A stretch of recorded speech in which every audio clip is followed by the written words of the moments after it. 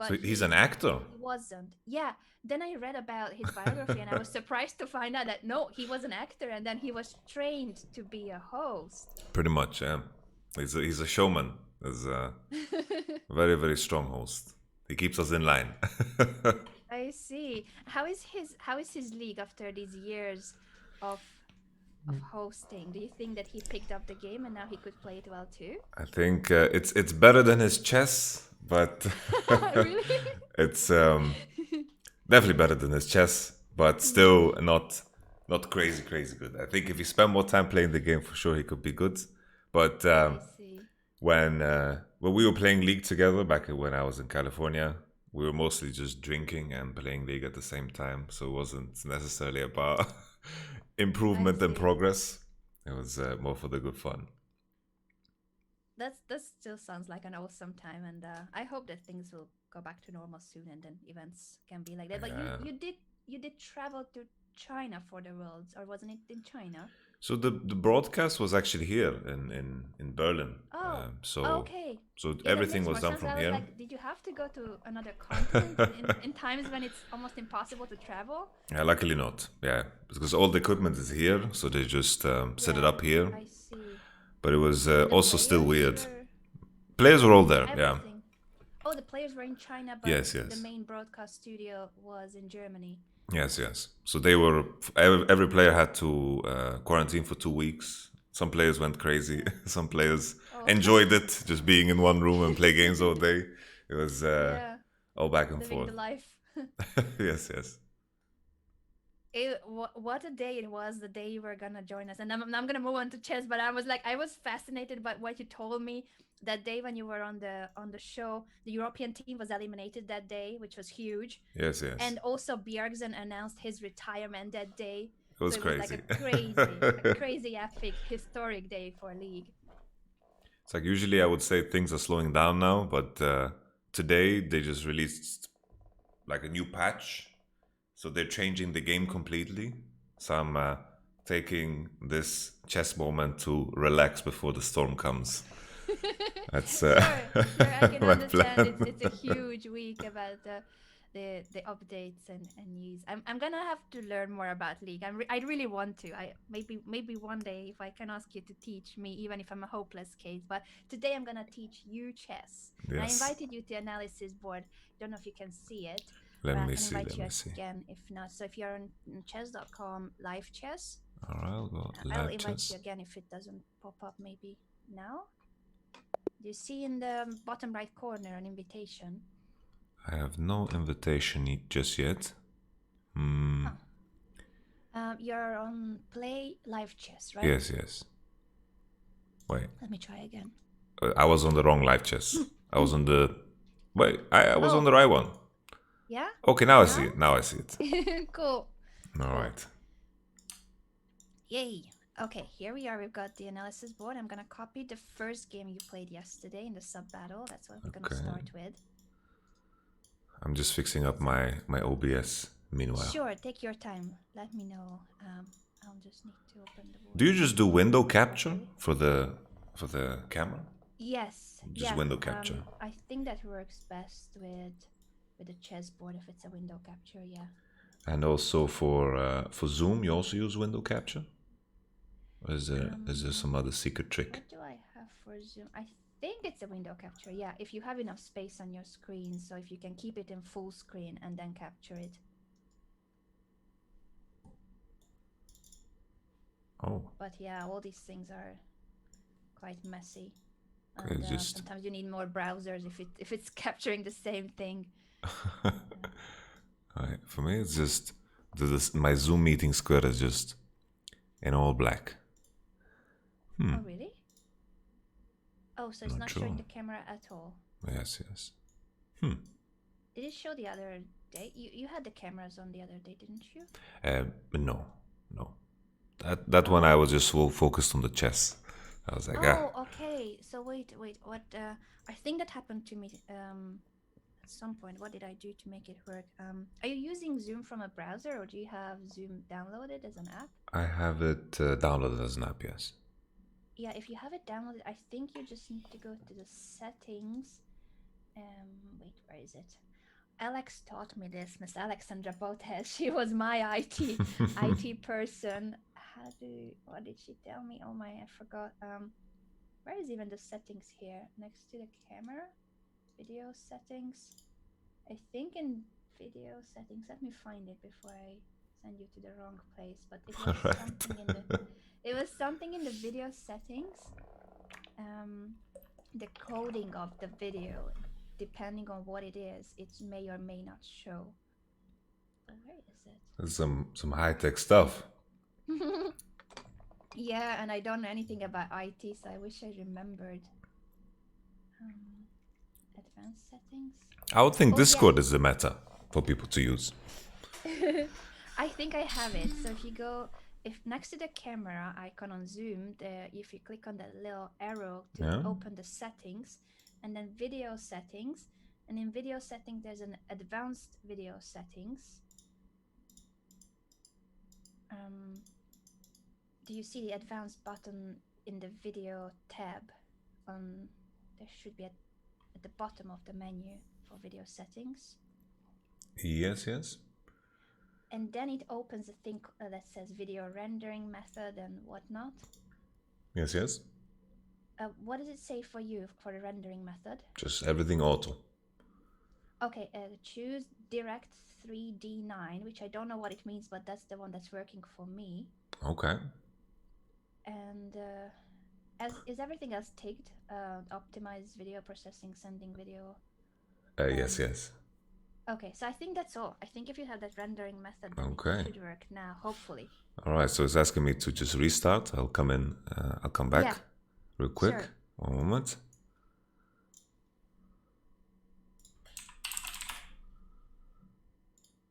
Yeah, I'm getting code sender. Sorry.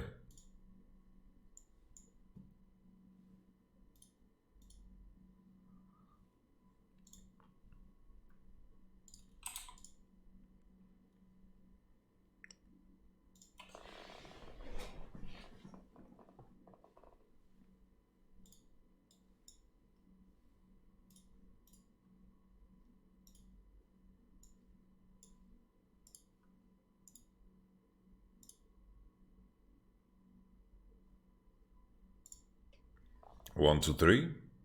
1, 2, 3. 1, 2, 3, indeed. It's a good start. We know how to count. It's gonna work now. Yes, but I don't know any number higher than 3. So Safe. I was hoping you'd teach me today. All right, let's see if it works now for me.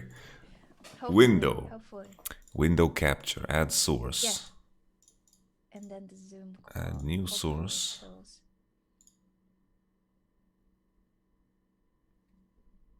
What's the name of this window? The Zoom meeting. There we go. You are an IT genius, Anna. No, that's Alexandra Botes. I just somehow remembered what she taught me. And then is the magic trick to just put in the window capture twice? Yes. Yeah, I have literally the same Zoom meeting twice, just my goodness. Differently. All right. The 21st century, and we need to capture everything bit by bit. It feels like there should be an easier way, but at least it's working. Also in Zoom, it's I don't know how they don't have the possibility to increase or decrease volume separately for participants. Like if there are 10 people on a call, some people's microphone will be super loud, others are low, and you cannot adjust volume individually, which is strange because Discord has that function. Yeah, for sure. That's really strange, I think. Like imagine you're in a meeting with like 30 people. It's like 4 tends to get hectic, and then everyone comes in there where one has a microphone that they found, I don't know, at the dollar gift shop, and someone has a microphone from NASA. It's just such a big difference. It's very strange. Yeah, exactly. It's strange that there's no such thing on Zoom, but now we have it. I think are you still also in the invitation for the analysis board? Yes. Awesome. So I just need to copy your game and then we get started. This is once again the game from yesterday. So Yamato played in our sub battle against Team Hikaru and Team Gotham Chess. And I was so proud of you, Yamato. You did so well. We're going to take a look at the first game first. Yamato played 2 games. This one is with the black pieces, so we're going to flip the board. And we're just gonna take a look at the key moments, starting with the opening choice. I like it. And I think you know that I like this opening choice. This is where I feel comfortable. Well done, the French defense. I'm a huge fan, and you played it really well. It's a closed position, so it's not easy to break through. I'm gonna show the middle game of the g4, c4 to counterattack the bishop. That was an interesting moment. And after bishop c2, you went back to h6. Another move that you can consider next time you have this structure, just so that you have in mind that sometimes even knight h4 makes sense. Okay. Do you see when I draw arrows or color? Yes, yes, yes. Yeah, so it's interesting that after g4 is a move that you want to provoke, because that's when the white king will be very vulnerable if they castle king side, and so they have to castle queen side, but you already have more space on the queen side. So in general, it's good for you if they push g4, and it's very tempting to push that pawn to chase your knight away. So it was very good that you didn't want to prevent it. You weren't afraid of g4. Hmm. Knight h6 makes sense, but knight h4 sometimes is even better, because it just makes sure that your knight will not get into trouble. It looks funky on h4, but you're threatening to trade, and then you would have the square on h4 for your bishop with a Yeah, check. yeah. Well, this looks a So lot better. yeah.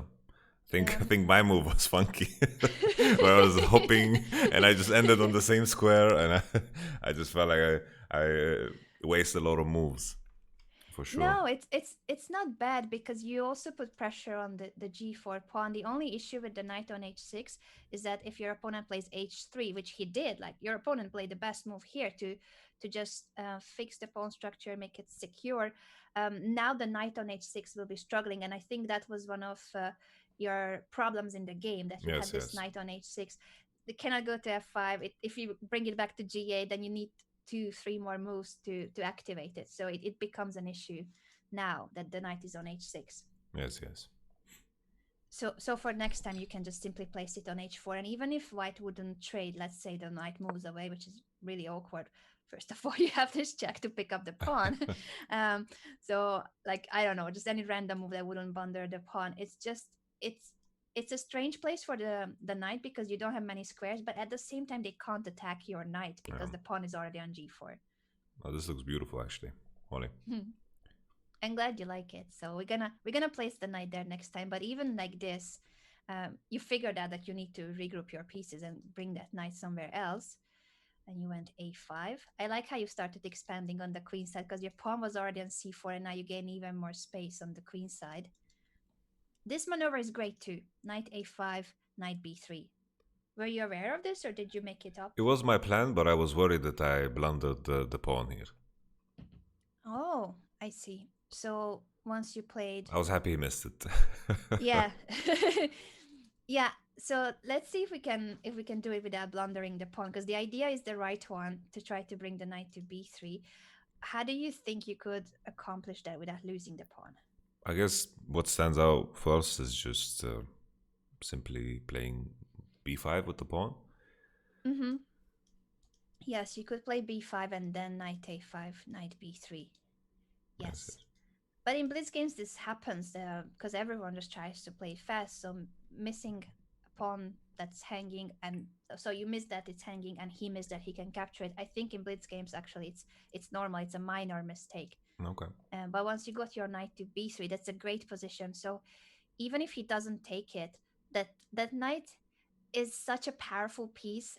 It basically paralyzes the rook of your opponent. So I totally get that Jay Shaper wanted to capture it, because keeping it on b3, it's a pain. It's Hmm. an absolute pain.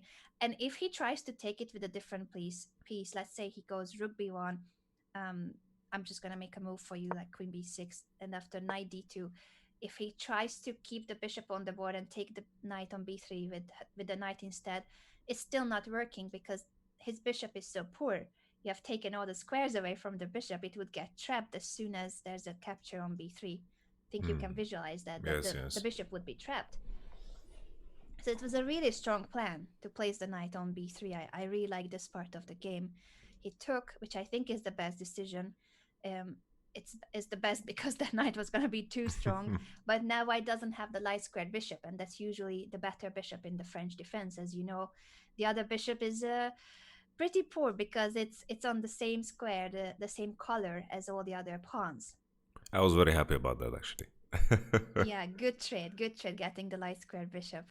H6 to stop any expansion here on the king side, and then queen c7, g5.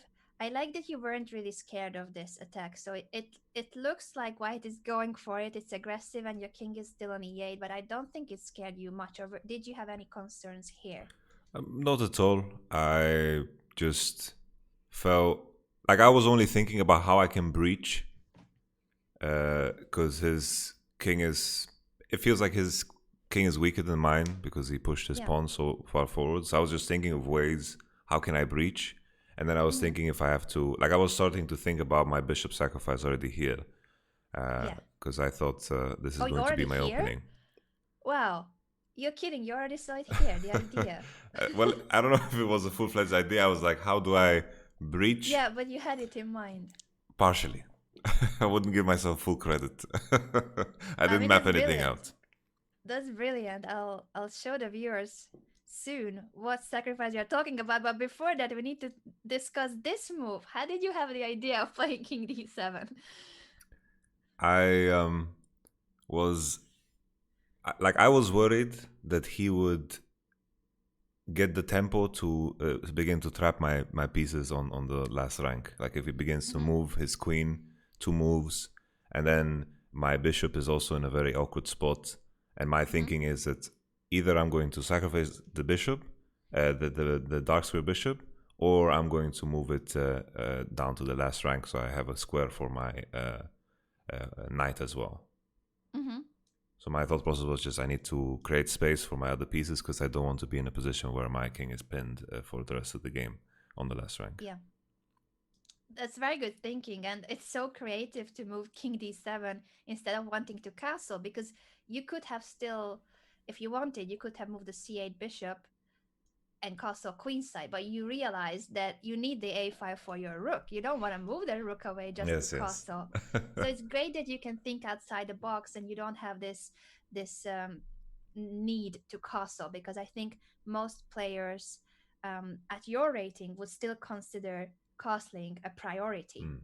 So I think it's a very good sign for your chess progress that you didn't think you have to castle, that the king can be fine on d7 too, because this is how grandmasters play. They notice when in a position it's okay to keep the king in the middle, it's okay to go for a king walk, but it's not that natural. Like most games aren't like this. All right. So well done, very Thank good. you. King d7. Hikaru was like also like nodding with his head up to king d7. Very good. Yeah, All right, they were all right. impressed. They were really I need to impressed. check the I vote don't. when I'm feeling Yeah, do down on my check it. chess. No, do check it. Exactly, do check it because they were both praising you a lot, Gotham Chess and Hikaru. That's cool. Bishop b7 here, and Hikaru was hinting at whether you will sacrifice or not because I told them that you are a really good attacking player. So Hikaru was like, now we will see if he's really that good as Anna said, because here it feels like there has to be something on the queen side, and you went for it. You went for it. I think there are more ways. You were probably looking at the bishop sacrifice and b4. Yes, yes. Um,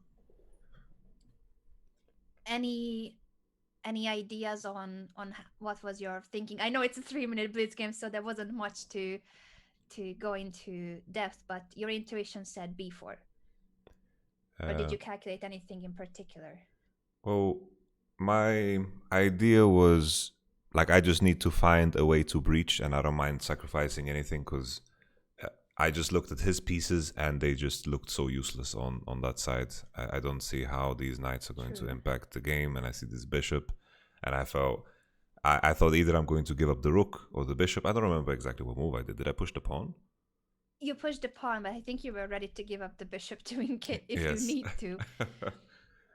So I was pretty sure you were looking at bishop takes a3 and b4 and a combination of the two bit sacrifices, which is a really good sign for the attack here. b4 is a very strong move. Bishop takes a3 is also a strong move. Now, of course, if this is taken with the a pawn, then your rook is already attacking. So your opponent took back with the c pawn, and then you continued with a very strong follow up, because it's one thing to give up the pawn, and the other is, okay, where's the mate? How do you get to the king? And you push c3, which is once again extremely strong. You're threatening to open up the c file and threaten the king, or push c2, which would be also a crazy strong passed pawn. Here, I think your opponent gave a check, and you instantly played bishop c6, which is once again the best move, that you don't let him take the initiative, not even for a move. This is the way to prevent the check and make sure that now it's your turn again. And here I was really curious which move you would go for, because I think it's tempting to always consider checks. So c takes b2 is an appealing move because it's a check, and it feels like you're attacking the king, or c2 to attack the rook, but maybe you wouldn't like to keep the c5 close. So I don't think c2 would be your main moves here. But you played a much better move than any of those two. This is the Do you bishop move. remember? You remember what was your thinking here? Any ideas on that? I just um, I just felt like his a pawn was completely useless, and And it's in your way. You wanted to get rid of I it. wanted to get rid of it, and I thought even if he captures it's okay because I will just lift the rook and then follow up with the queen, and I think that's enough to win. It felt like at the time. Yeah, no, it's a brilliant move. It's a winning move, and as you said, if the a pawn moves rook a1, and basically the only move here is queen b1. Well, not basically. This is the only move. Otherwise, those pawns, your b3 and c3 pawns, are just cutting the king. It would be a back rank mate without the queen on d3, which is crazy because your pawns are the ones that are blocking the king, not his own pawns. Some It's crazy pawns. beautiful. These are the strongest pawns I've ever had. That's for sure. Yeah. They're crazy strong. Bishop takes b4. Your opponent played f5, which I thought was a good practical attempt to try to get to your king, because there's no mate straightforward. There's no way to win any material immediately because he didn't take the bishop. So he realized that his king is in danger, but it's not so easy to continue because once again, is it c takes b2? Is it bishop takes a3? Is it c2? What's the right move here? You took on b2, which I think is super logical again, because now you're undermining the a3 pawn. So if king takes b2, you can take on a3 as well. He played king b1, and then you took on a3 with the rook, which I like. I like that you didn't want to take with the bishop just to have the b2 pawn protected. You care more about bringing the rook into the game, which is really, really important here. He took on e6, you took back, which is good. Better to take with the pawn than with the king. That could have been a bit of an issue if your king is in Yes, yes. e6. But f takes is a good one. Then he took on b2. And I think here you were both down to your final seconds, basically. This was already in the time scramble. So it's not easy to find the best moves when you don't have time. But I like the idea that you played bishop a4 to threaten rook a2 check. So you are guarding your b3 pawn and you're ready to give a rook check on a2. He defended well because he went rook a1 to trade that rook before it's too late. And here queen a7 I think is really logical too, to go for the discovered attack. So all these moves are very strong, especially when you take into account that you had no time. So once again, this is a blitz game of 3 minutes. To all the viewers watching on Yamato's channel too, just imagine that whether you play chess or not, at this stage Jacob had a few seconds on the clock and there's no increment. So if you run out of those, I don't know, 10, 15, 20 seconds that's on the clock, you lose the game. It doesn't matter that the position is better for black. And that's the difficulty of playing blitz games. It doesn't matter how winning your position is. If you run out of time before checkmate, it's over. And Yamato is still training on the blitz sessions and whatnot. I remember when I told you first to play blitz, it wasn't an easy ride. So I'm so proud that you managed to speed up. It's so important because you are very good at chess. You have, as I said to Hikaru and Gotham Chess too, that you have all the fundamentals, the middle game strategy, and everything that's like, I consider it advanced chess knowledge. So what I needed you to do for PogChamps, if you will be in PogChamps, is really just to be practical, because in speed chess sometimes you cannot find the best move, but the second best or a good move is good enough. Like as long as you can play it fast, it's better to be practical in speeches. And that's why I think this game was really good too, because here maybe some of these moves at the end are not the strongest, but it was very practical the way you played. um Here was there was a small thing, but once again you had no time, and B2 is also very strong. um Oh, oh shit! My goodness. You had no time, so I think you almost pre-moved B2, which is good. Like pre-moving in blitz games is important. So I don't know if you pre-moved it or you had the mouse to like ready to drop the pawn there, but that's also it's also good in blitz, really practical to be fast. Like at this point, I remember thinking, like I remember I was like maybe 10, 15 seconds ahead.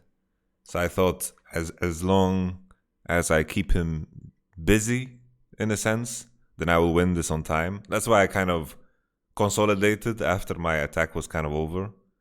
Yeah. Uh, I felt like I could win here, but I felt like the easier way for me would be to just play the moves that will not lose me the game because I'm ahead on Yeah. time.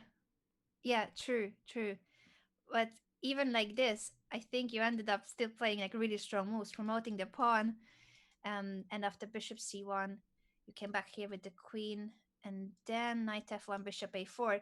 You won on time in this moment, but you're literally giving checkmate. So you wanted to make sure you don't lose, but eventually you couldn't stop yourself from playing good moves. Yeah, I'm a big fan of these bishops. They're my best friends.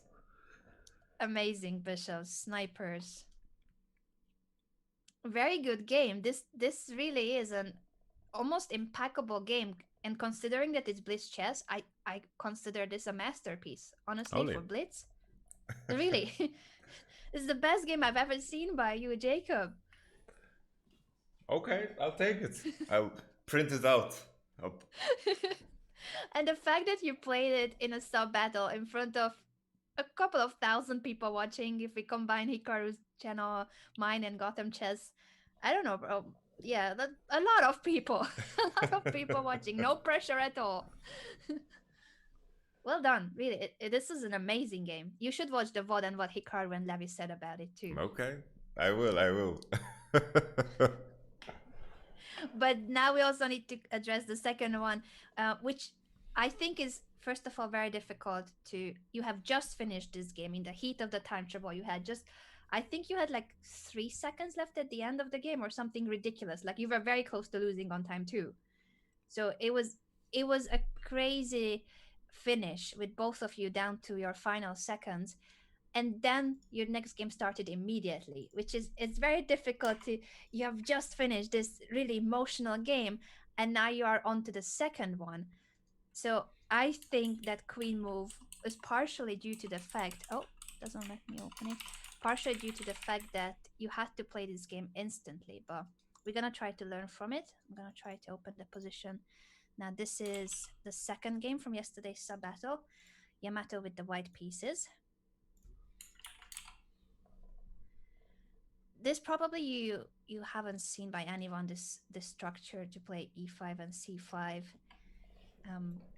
It's not very common. It was very strange because I Yeah. just what I've learned is that players that have the Sicilian structure just want to look to play, of course, what is called d5, and this pawn is not going to support d5. So I felt Yeah. happy, but here in the moment when I won the previous game, I stood up and did like a little celebration, and I was playing half of Oh. this game standing up. You're kidding. And that really that really threw me off. Not gonna lie. I can understand that. So I really thought that that was a difficulty for you, that you've just played such an amazing game and straight away you are thrown into the next game. So it's normal that you didn't react the best way. But now let's take a look at this two pawn moves that your opponent has played, and now with more time to think, what would be your candidate moves here? What would you consider? Hmm.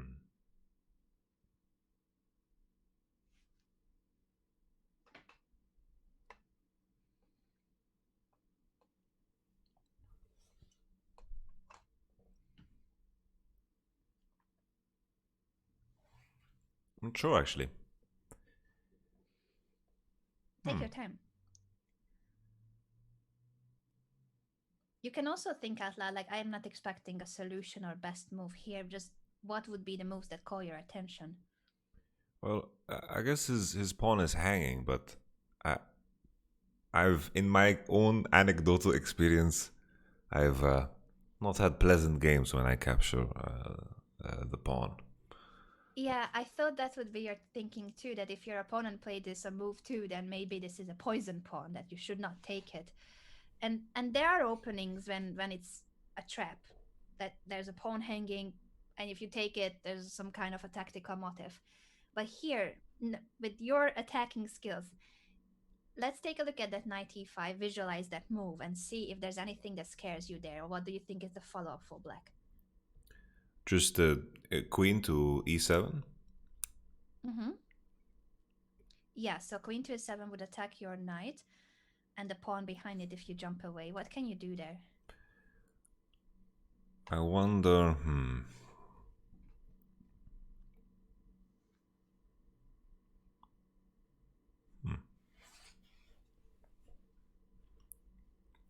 I'm pushing f4, but that seems a bit too wild, even for a blitz game. I'll just castle queenside, or I just give up. Just give the pawn and accept the fact that he has wasted 2 moves on the queen, and just be fine with that. Yeah, so it's okay to give back the pawn because, as you said, black is taking a long time and queen moves, or many queen moves, to get the pawn back. So even if you give the pawn back instead of f4, but where would you go with the knight if you need to move it? I think I would just go back to the same initial square. Yes, you come back, and if black takes the pawn, it has taken the queen 2 moves to capture the pawn, and then I just, I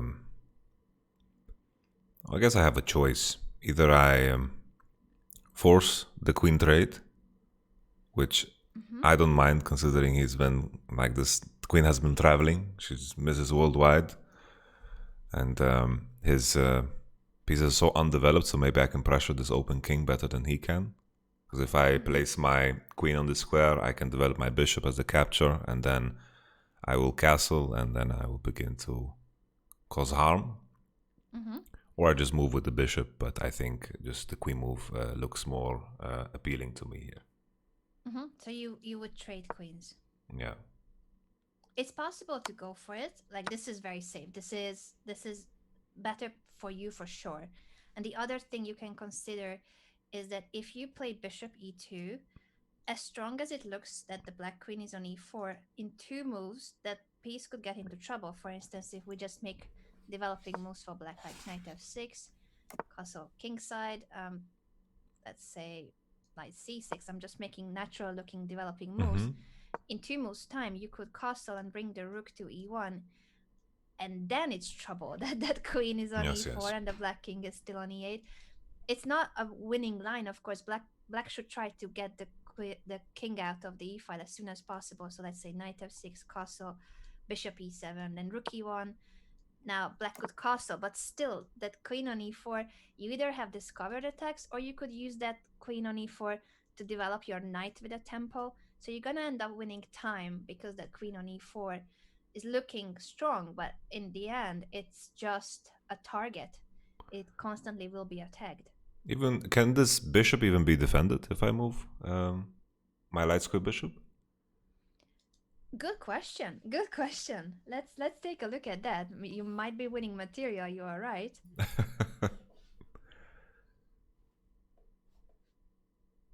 Because I don't see how.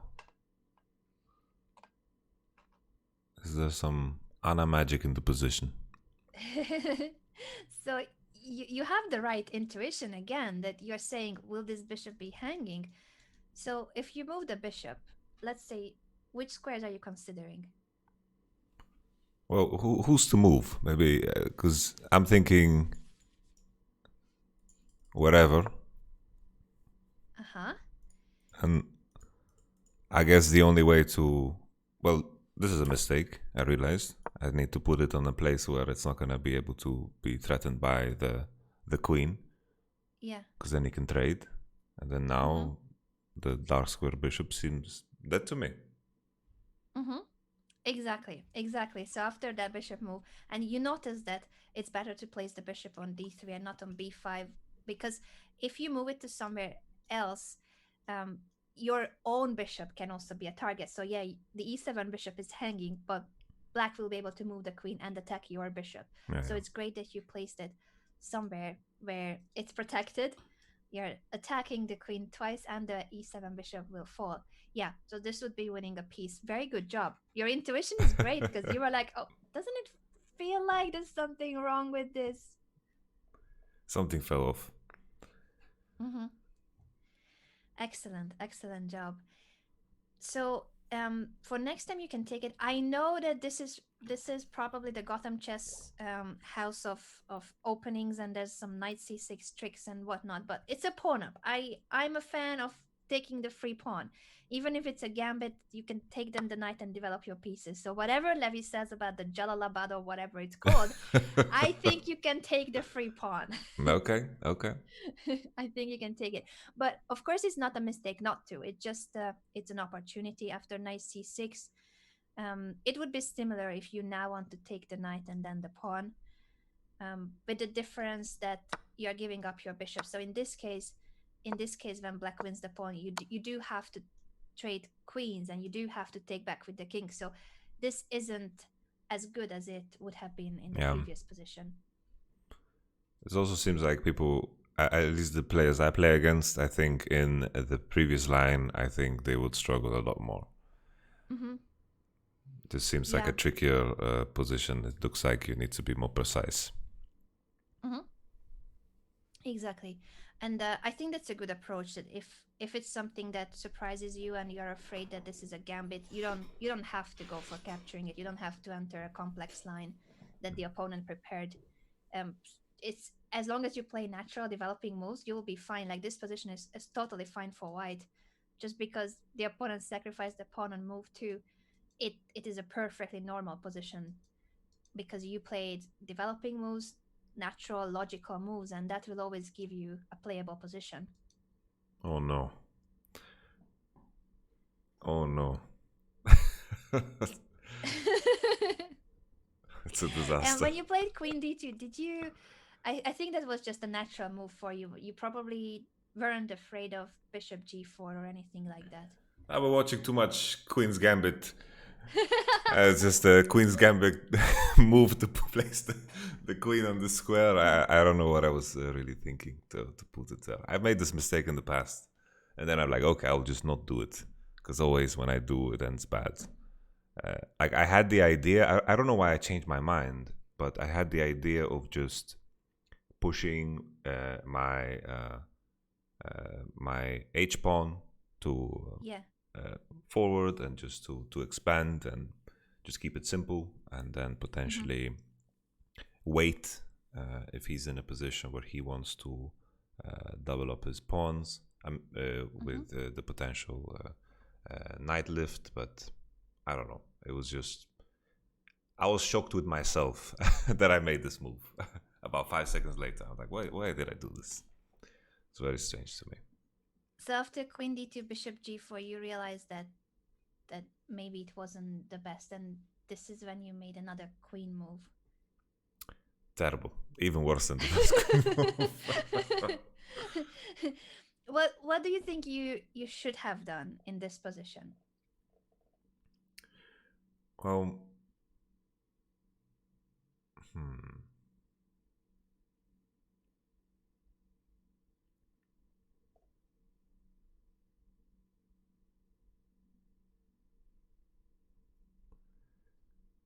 Jesus, I can just move my knight. I don't know why I could just move my knight, and that's it. Yeah. Where do you think the knight should go? I guess just put it on the H file. I would, because it doesn't look so nice there on the last rank because it has nowhere to go besides coming Mm-hmm. back. Yeah, So, so you're saying knight h4 to prevent that the bishop captures your knight and doubles yes, the yes. pawns, and then you could chase the bishop away. Yep, yep.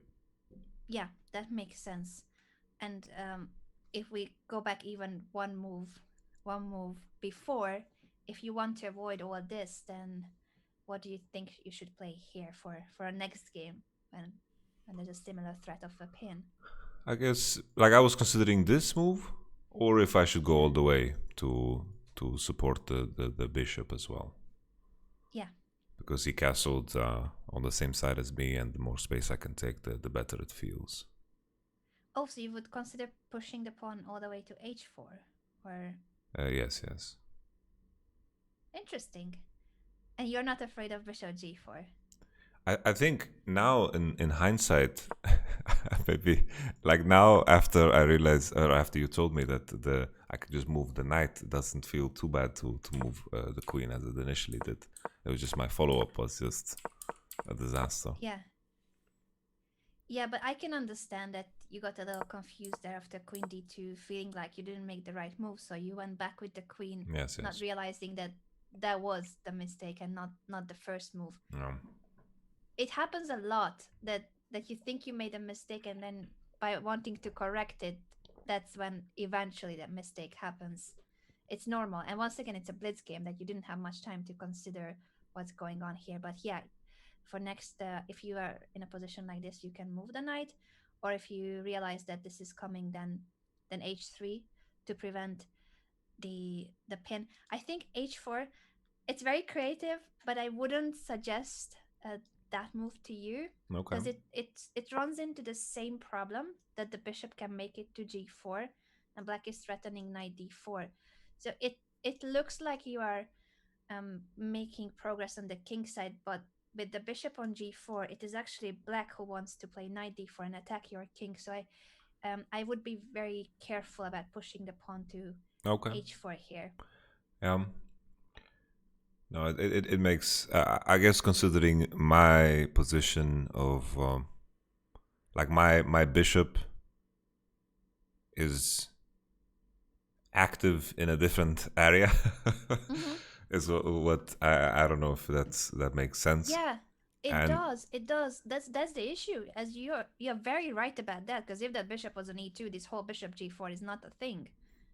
It's only an issue because, as you said, your bishop is in a different area, so it cannot make it back to e2, and that's why this pin is so annoying as well. Like knight d4, and what happened in the game, and unfortunately, after this happens, your king is already so vulnerable that I think you didn't make any big mistakes afterwards. It's just that the position is really difficult. um, I still felt confident here though. Maybe, I thought yeah, maybe I you can still have, yeah. maybe I can squeeze something. But I think Mm-hmm. what I felt, what I regretted while playing was that I was trading down. Yeah. Because here, I don't know why I took the knight. I had no reason to really take the knight. Yeah, I was gonna ask you about this because if you look at your pawn structure, so without the pawn on g2, the g file is vulnerable. You have got doubled pawns here. But if you picture this position without the dark squared bishop of yours, does it feel safer or A or lot more worse. vulnerable? A lot worse, right? So that was gonna be my question too. If you now, in hindsight, would have kept the bishop. No, no, no, never, never.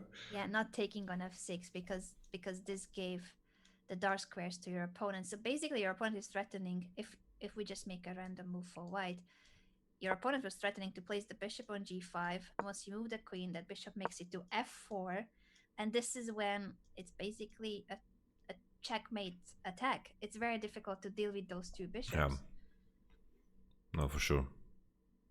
I think you noticed this because after the trade knight d5 bishop g5, you wanted to make sure that there's something blocking here. The queen can make it to the king side, so f4 is a good move. I think that was a really good choice. Even if it's a tough position, I think you were fighting well here. And Perhaps this was the last moment here where you could maybe play something different. So let's think about this position. It's a difficult one. Black has just played f5. What is the threat of black? I guess just to pin. Well, it's just to win the knight. Yeah, with which move? With just pawn capture.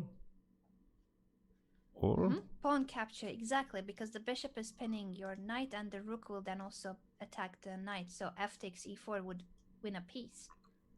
Yep. How can we deal with this? Is there a way?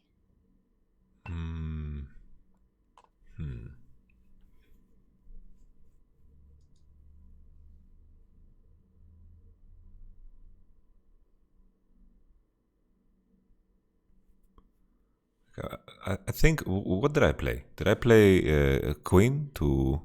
I think you played king h1. Oh, I guess I see this The option of a g4. check, but I don't know what that gives me. I have the check, and then I guess if anything, after the check, the king is on the same file unless he goes down with the bishop, which means that the check is bad. And then I guess the only way for me to create any chances here is to move the queen here. So if queen h3, you step out of the pin, the knight on f4 is hanging, but so is the bishop on h5. That's one way of solving this, yes, that you are running out of the pin with an attacking move. What do you think black should do here?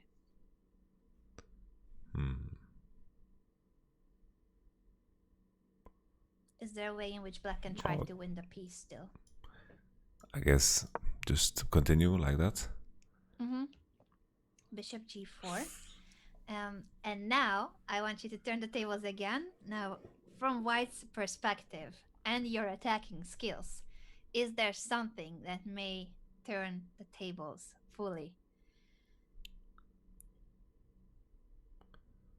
Because it's a tricky position. It looks like black is doing fine. The queen is hanging and the knight is hanging.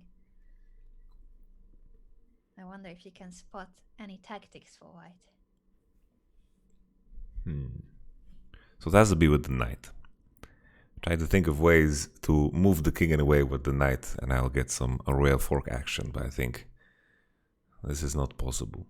I can fork the rook and the queen, but that's not enough to be exciting.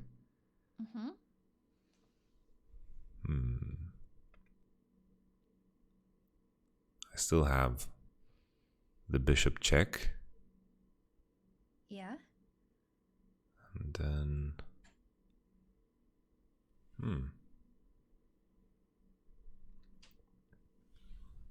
What does black have to do after the check?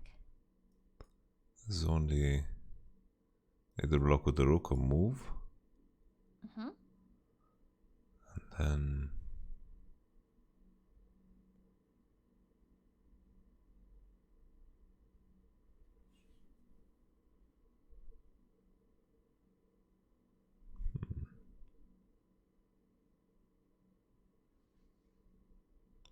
Let's visualize bishop c4, king h8. yes.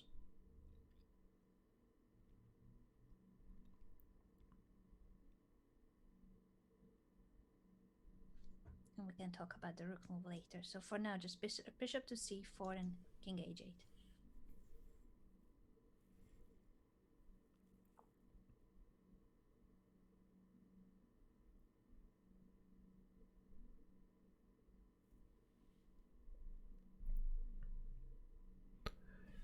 Like I'm seeing this move, but it doesn't seem enough. And apart from that move, is there any new Oh. idea? That's, I think you see it. Okay, I okay. think you see it. Wow. Okay, that's poisonous. Jesus. Okay. So suddenly, from a very dangerous and bad position, we may end up giving checkmate. How did we get here, Anna? Wow. Of course, this was not forcing, but in a blitz game, this could very well happen that black wants to win the piece, so they play bishop g4, and then it's completely is turning the tables. You wanna play out those moves to show the viewers the checkmate. All right, boom, boom, kaboom. Well done, exactly. The That pawn is can't beautiful. capture the knight because it's pinned. Checkmate. Exactly, well done. Yeah, at this point of the bishop c4, black has to play rook f7, but that gives up the rook with a check, and then of course you can move your queen away from h3. So this is a different story that you can now take a rook with a check and then step out from the attack of the g4 bishop. So yeah, the in a blitz game these things could easily happen, or not even just blitz. Oops, sorry, I pressed the wrong button. I just wanted to show this moment that yeah, unfortunately, I think this was the last mistake in the game, king h1. I think you just wanted to bring the rook to the g5, possibly to attack, but maybe you didn't realize that f takes e4 was coming next, so that the knight on f4 is gonna drop. So Yeah, queen yeah. h3 is a great idea that you have just seen. You have just discovered this move, queen h3, and yeah, it's still a crazy mess. And black should be better if black doesn't blunder. But it's very easy to blunder Yeah. when the position is this messy. So there are threats for both players here. That's crazy. Wow. Holy. Well spotted, well spotted. Your intuition is great when you notice moves like queen h3, and I think when you played queen h3, you didn't see that there Not was at this all. bishop c4. No. But it's how intuition works. You don't always know why you choose a certain move, but it ends up working. Like you could have said queen g3 as well to step out of the pin, but that move doesn't threaten anything. So Yes, well yes. done, very good job, All right. excellent. I'll take it. I'll take it. Yes, well done. You should. You should. So overall, I think you played both games well. Well, the first game was brilliant, and the second game was difficult to get into.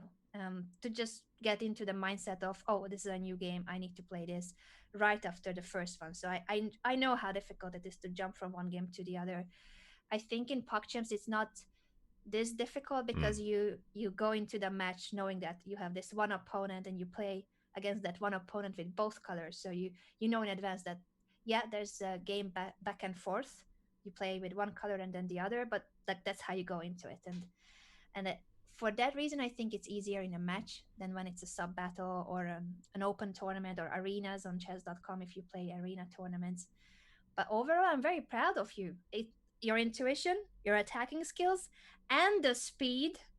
The speed was there too, which is Thank you, key. Anna. It's It's all key. from your advice to play speed games. Well, we're gonna continue with that because what I thought for the next segment of the training is that I'd like you to play 3-0, and after each game, we're gonna discuss what happened. Okay. All right. But I also want to make it more competitive for you in a way that if you want, you can mute me and I'll talk about the game, but you don't have to. So as a streamer, you would be talking to your viewers, and I Okay. think that makes it more difficult when you want to play your best chess. I think I will just ignore my viewers. I apologize, but this is for the good of I can chess. talk to them too.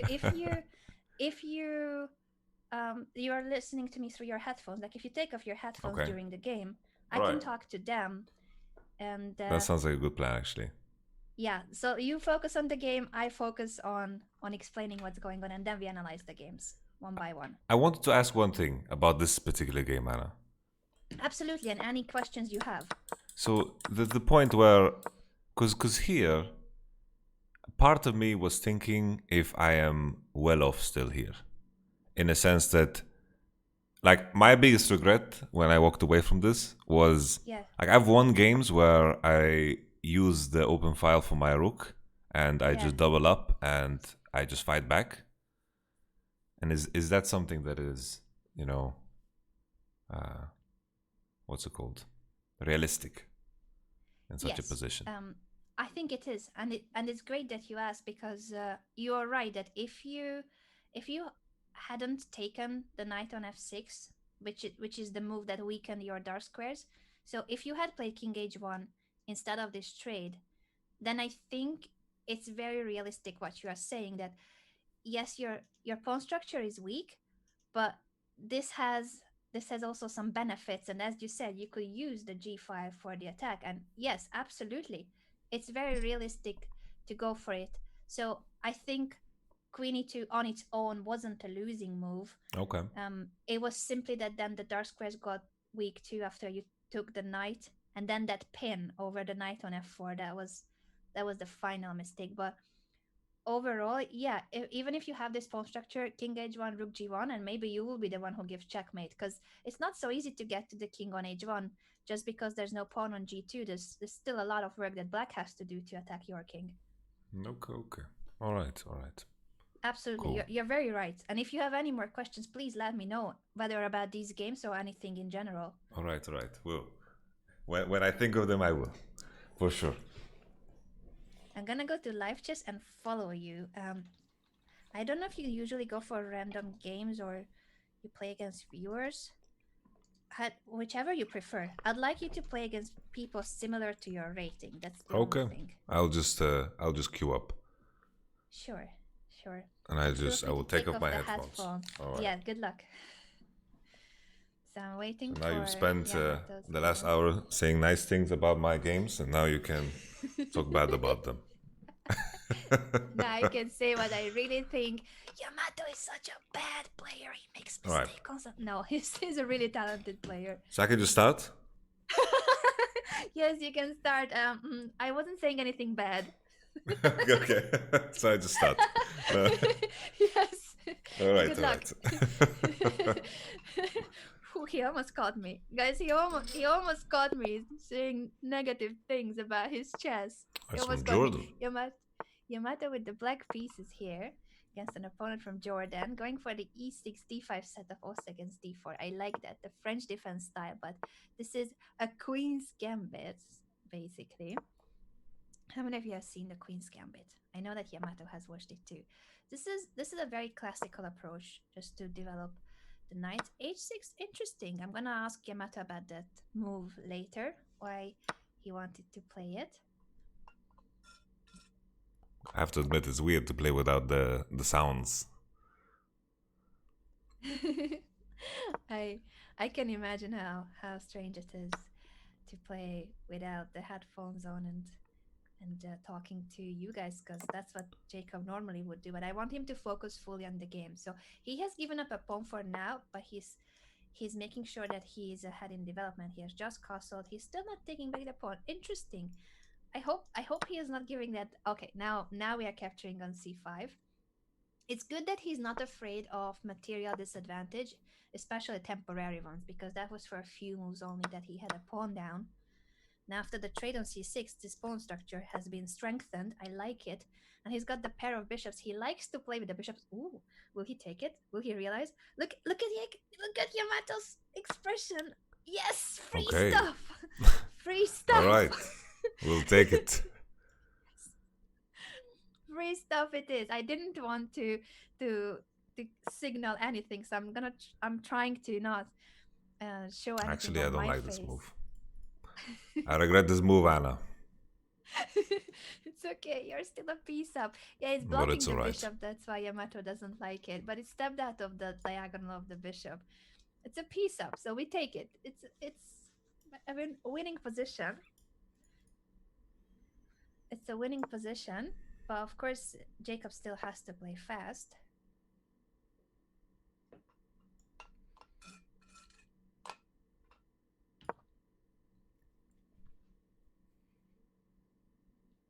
Okay, the rook has moved away from e6. It's now standing better on e4, and the bishop's diagonal is open as well.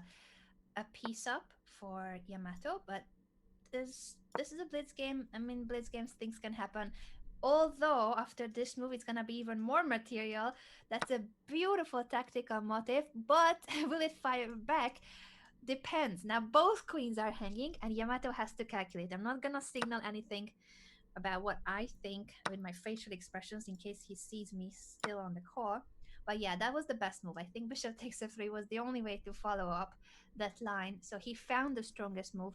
Now both queens are off of the board and both bishops are hanging, meaning that in case they are taken, it was going to be a rook up, and it is a rook up if the bishop moves. It has been moved.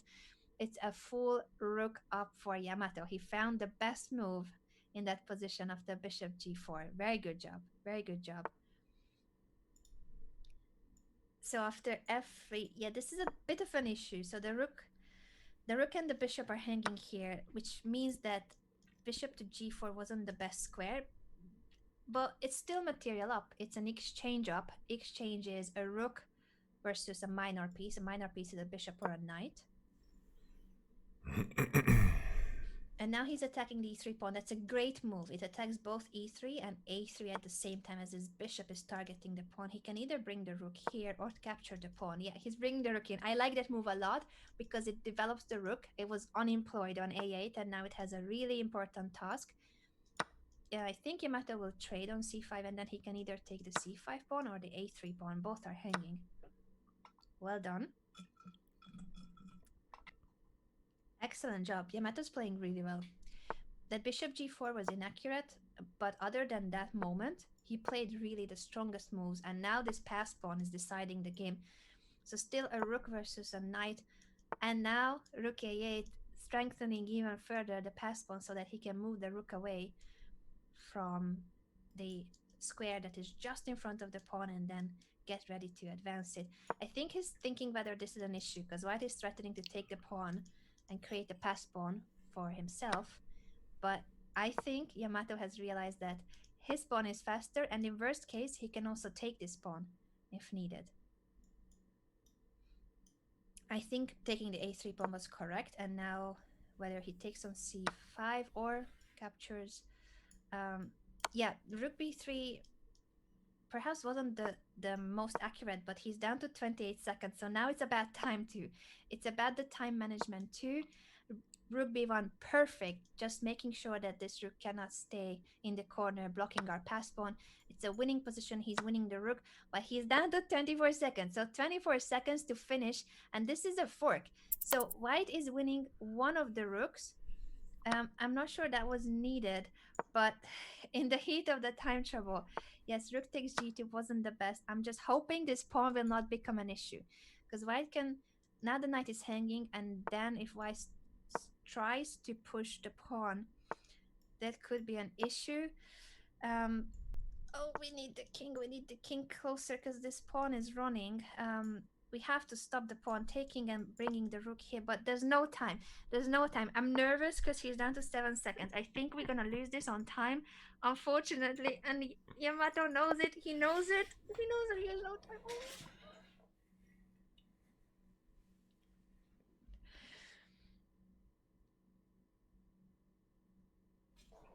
Oh no. It's a disaster, Anna. You played so well. It's only the time that decided at the end. It was a roller coaster. It's just the time. You played the game really well. It only depended on a few seconds whether you win it or lose it. I really missed the sounds of the chessboard. That was weird. That was an experience, definitely. I'm sorry. If you prefer, you can mute me. No, I can get used to it. It's cool. It's cool. Let's go through the game and what you have thoughts, because I was explaining both to your viewers and my viewers what I was thinking, but I'd like you to point out the critical moments you thought about in the game. So just some of the critical moments, any doubts, any questions you have. So how do we do this? Is there some analysis board or what? Oh yeah, you're right. I should. Yeah, let me download the game. I forgot that just because I'm still watching your game, we cannot see the same moments. Let me make an analysis board. You're right. You're fully right. All right. How do I do this?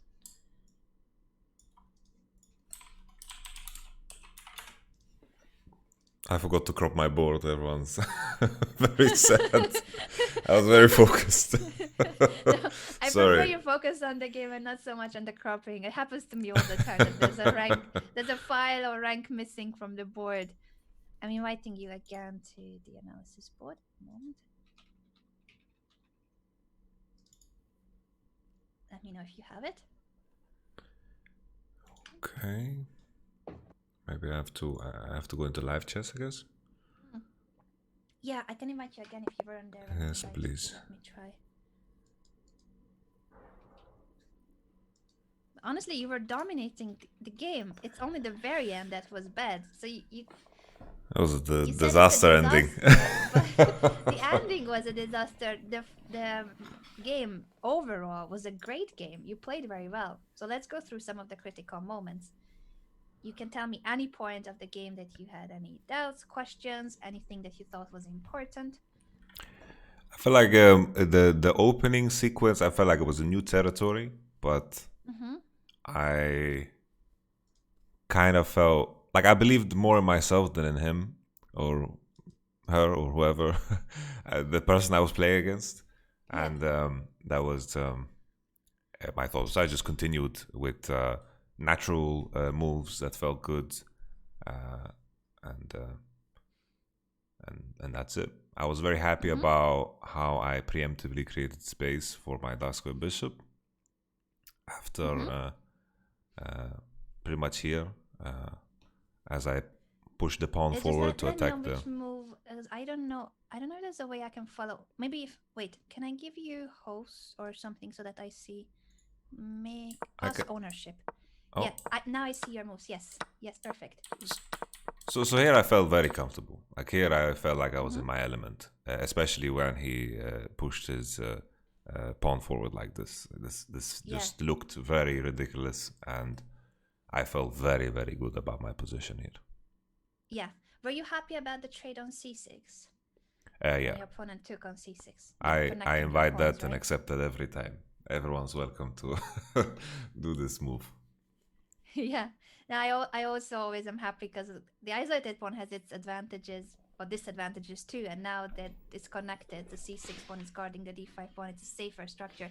Before we move on, because I was gonna forget, but my viewers are reminding me that I was gonna ask you on move 6. Um, you played h6, and I'm curious about the thinking behind it. So I played h6. Yeah, I kind of just played it to just remove potential complications. yeah. So it was just So it in wasn't case, it was just a simplification move. sure. I was kind of due to his pawn here on e3 like this Yeah. like I was looking at this and I was like this is not something that I see often. So this just Mm-hmm. seemed off to me. Yeah. Like So you played a move that felt safe, that it guards the g5 square. Later you can develop your bishop castle king side. yes. Okay. Yeah. That makes sense that you weren't familiar with the position and you went for this. It's not a mistake. I was just curious what was the thinking behind it. Because he wasn't threatening anything on g5 yet, but in the future it can be useful once your king is on g8 that there's no knight g5s. Of course, it's good Yeah. that you stop that.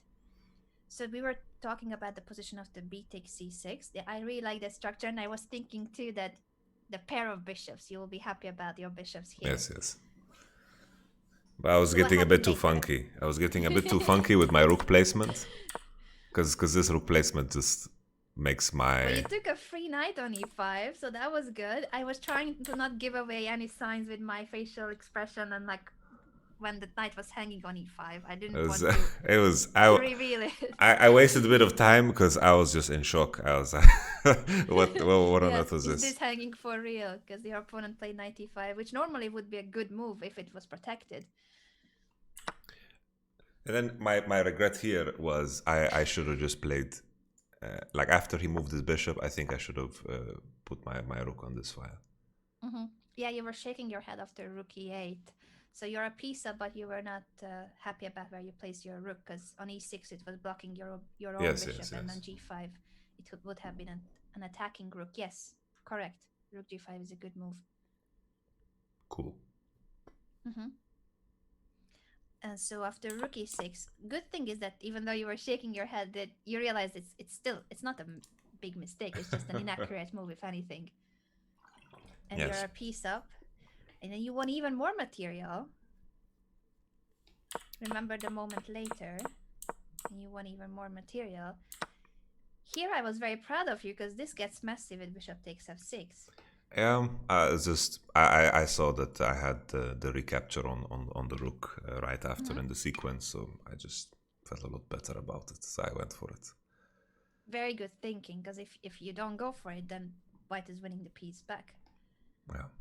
Like you can't take on f6 because of queen takes g4, so it's great that you saw that you can just take the queen and then the rook on d1 is hanging. So let's see what happened after the capture.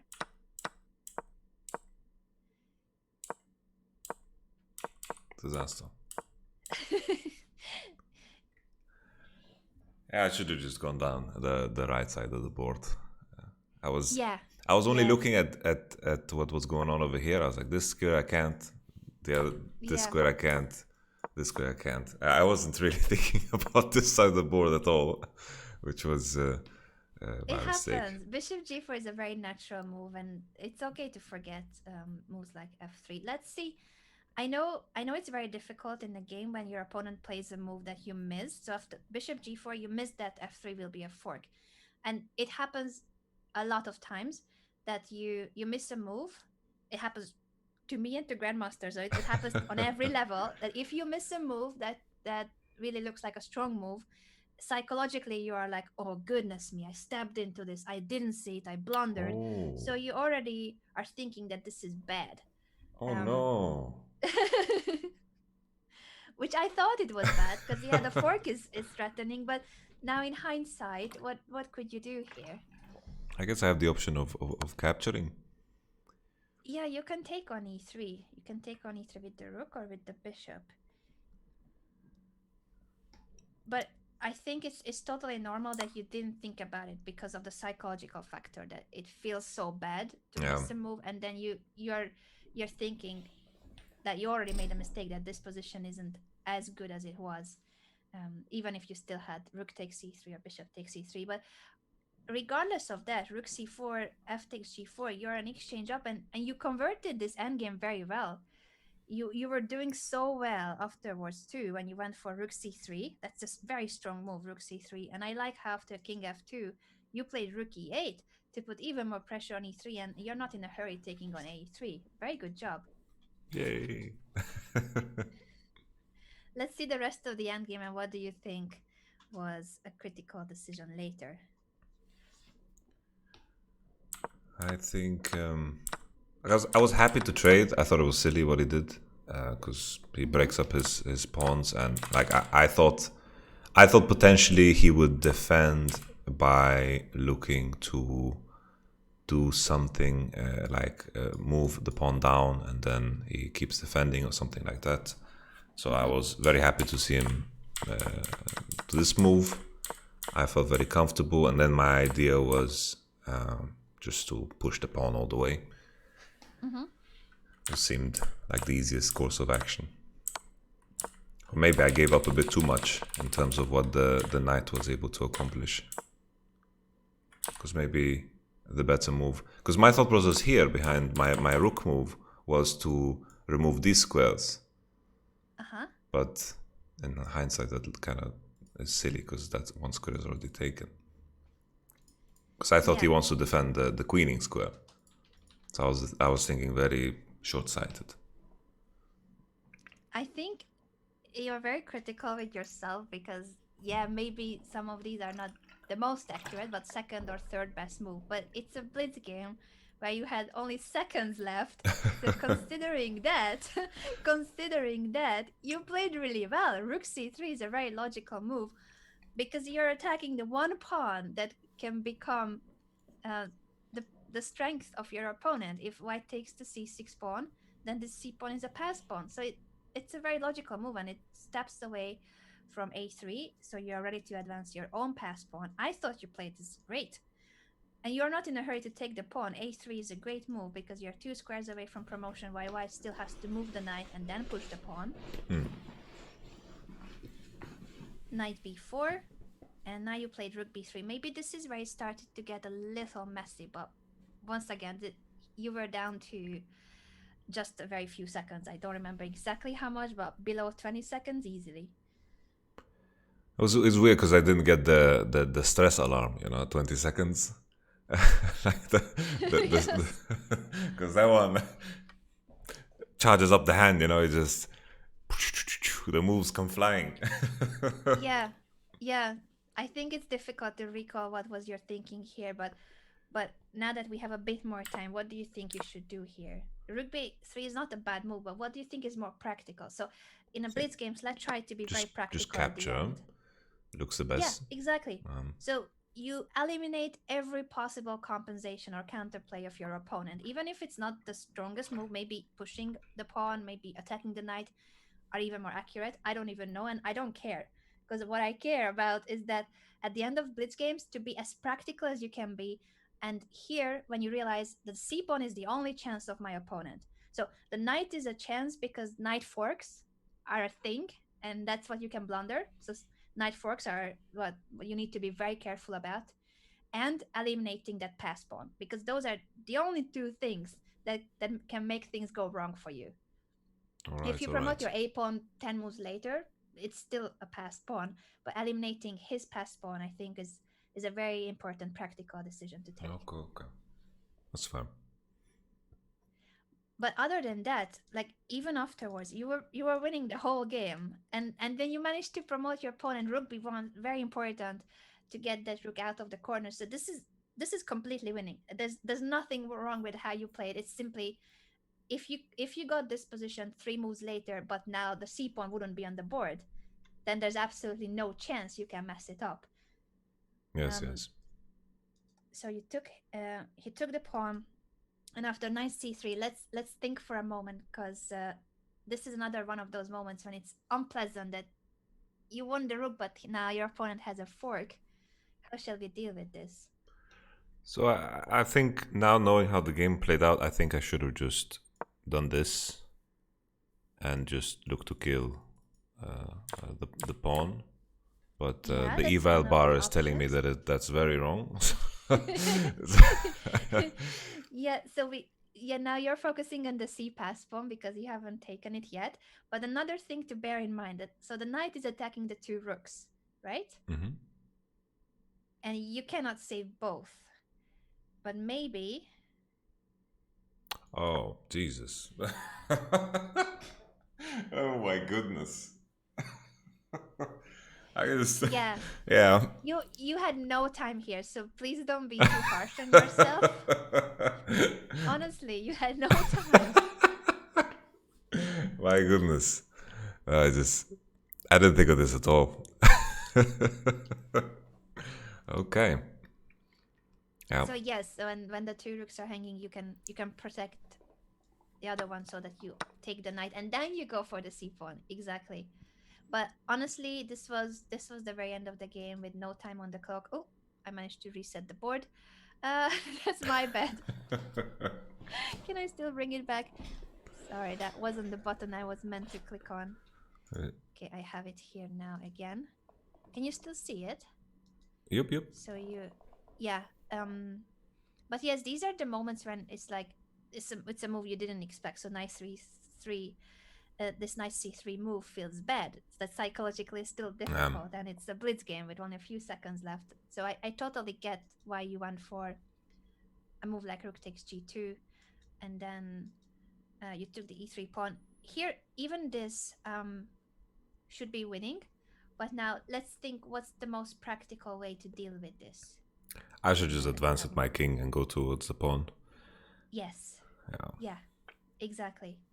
So you need your king as close as possible to make sure that the c pawn doesn't become an issue. Or you can place your rook behind to attack it, Okay. even if the knight comes back. You just make sure that this rook, even if you don't win the pawn, because white could protect the knight and the knight protects the pawn. So even Okay. if you don't win the pawn, by placing the rook behind it, make sure that your opponent cannot advance it. So I would place first the rook in a way that it paralyzes the pawn, Okay. and then you have even more time to bring the king. Okay. Is that more important here than to deny the king from entry? Oh, his king. Good question. I would think that because you were so low on time, I feel like the most practical Okay, way is okay. really to to pause his pawn. But you're right that you were also thinking about cutting his king, which is good. Like normally you would want to make sure that your opponent's king cannot be that active. Hmm. So it it would be ideal to keep your rook here, bring the king. Like this is probably the strongest move to bring the king Yeah. because you are still close enough.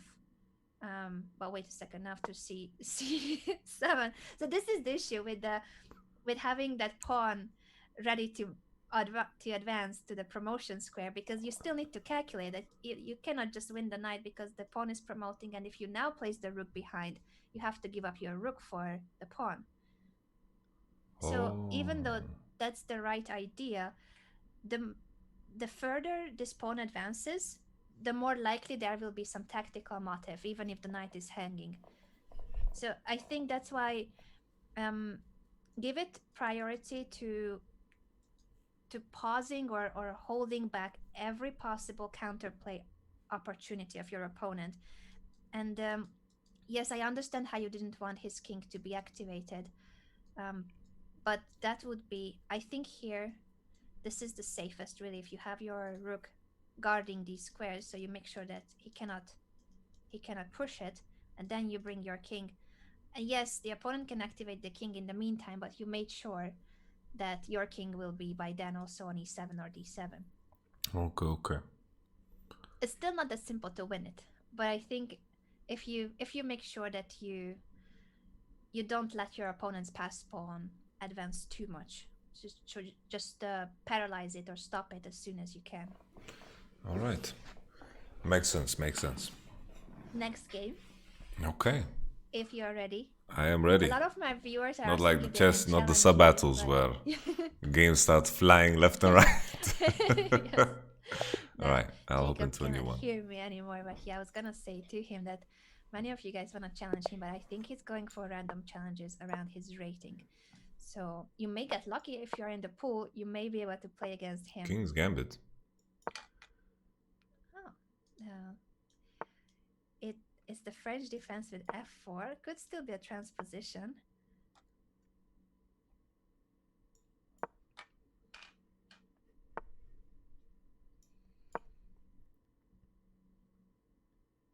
Why is his flag German? Because Yamato lives in Germany. He's from Sweden and he lives in Germany. This is a French defense structure, typical one. I really like that But he he was plays going the for French some defense. pawn immortal. Oh, he he really likes when the opponent takes on c6. I'm pretty sure Jacob is happy about this position. I wonder if he will go for something like this, because that would be an interesting option. Oh, I think the arrows can only be seen on my end, so I'm just trying to find ways for the light squared bishop, the c8 bishop of Jacob, to be activated, and I wonder if he will push a5. That's exactly the move I was looking at. That's a strong move. It's a very strong move because now the bishop can land on a6. Exactly. Nicely done. This is such a strong bishop. It's attacking the queen, but even after the queen escapes, the king cannot castle. This bishop is cutting the king. You cannot castle through check, so the king cannot make it to g1 because that would be stepping through check. He now takes on e3. I think that's good as well. I really like the bishop again on a6. And now let's see what Jacob will come up with as a continuation, how to improve the position even further.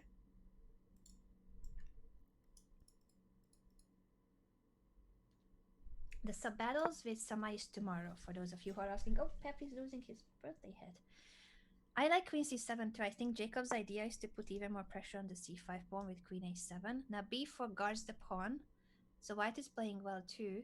Jacob is going low on time. That's the only issue. He's playing really good moves, but I think he's playing this game a bit too slow.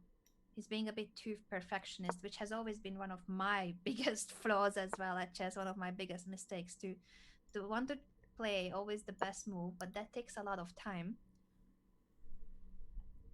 but the bishop is great on c4. That's perfect. Um, the only issue is that white will try to eliminate it, and we don't really want to give up that bishop. So I wonder if he will come back with the bishop. He may have to. He allows the trade. Um, that this is a difficult decision to bring back the bishop, but I think he still had to bring it back. Nice tactics. He realized that the pawn can be taken because if his rook is captured, the rook on a1, the rook in the corner, is also hanging. Nicely done. His tactics, his attacking skills are excellent. What an instinct to go for this. Nice, very nice job. He takes back with the pawn. Rook takes was also interesting. Whoa, whoa, whoa, whoa, whoa, winning the queen. Look at that. He's winning the queen now. He's down to a minute, so he has less time, but he is winning material. First he won the pawn, and now the queen. Excellent.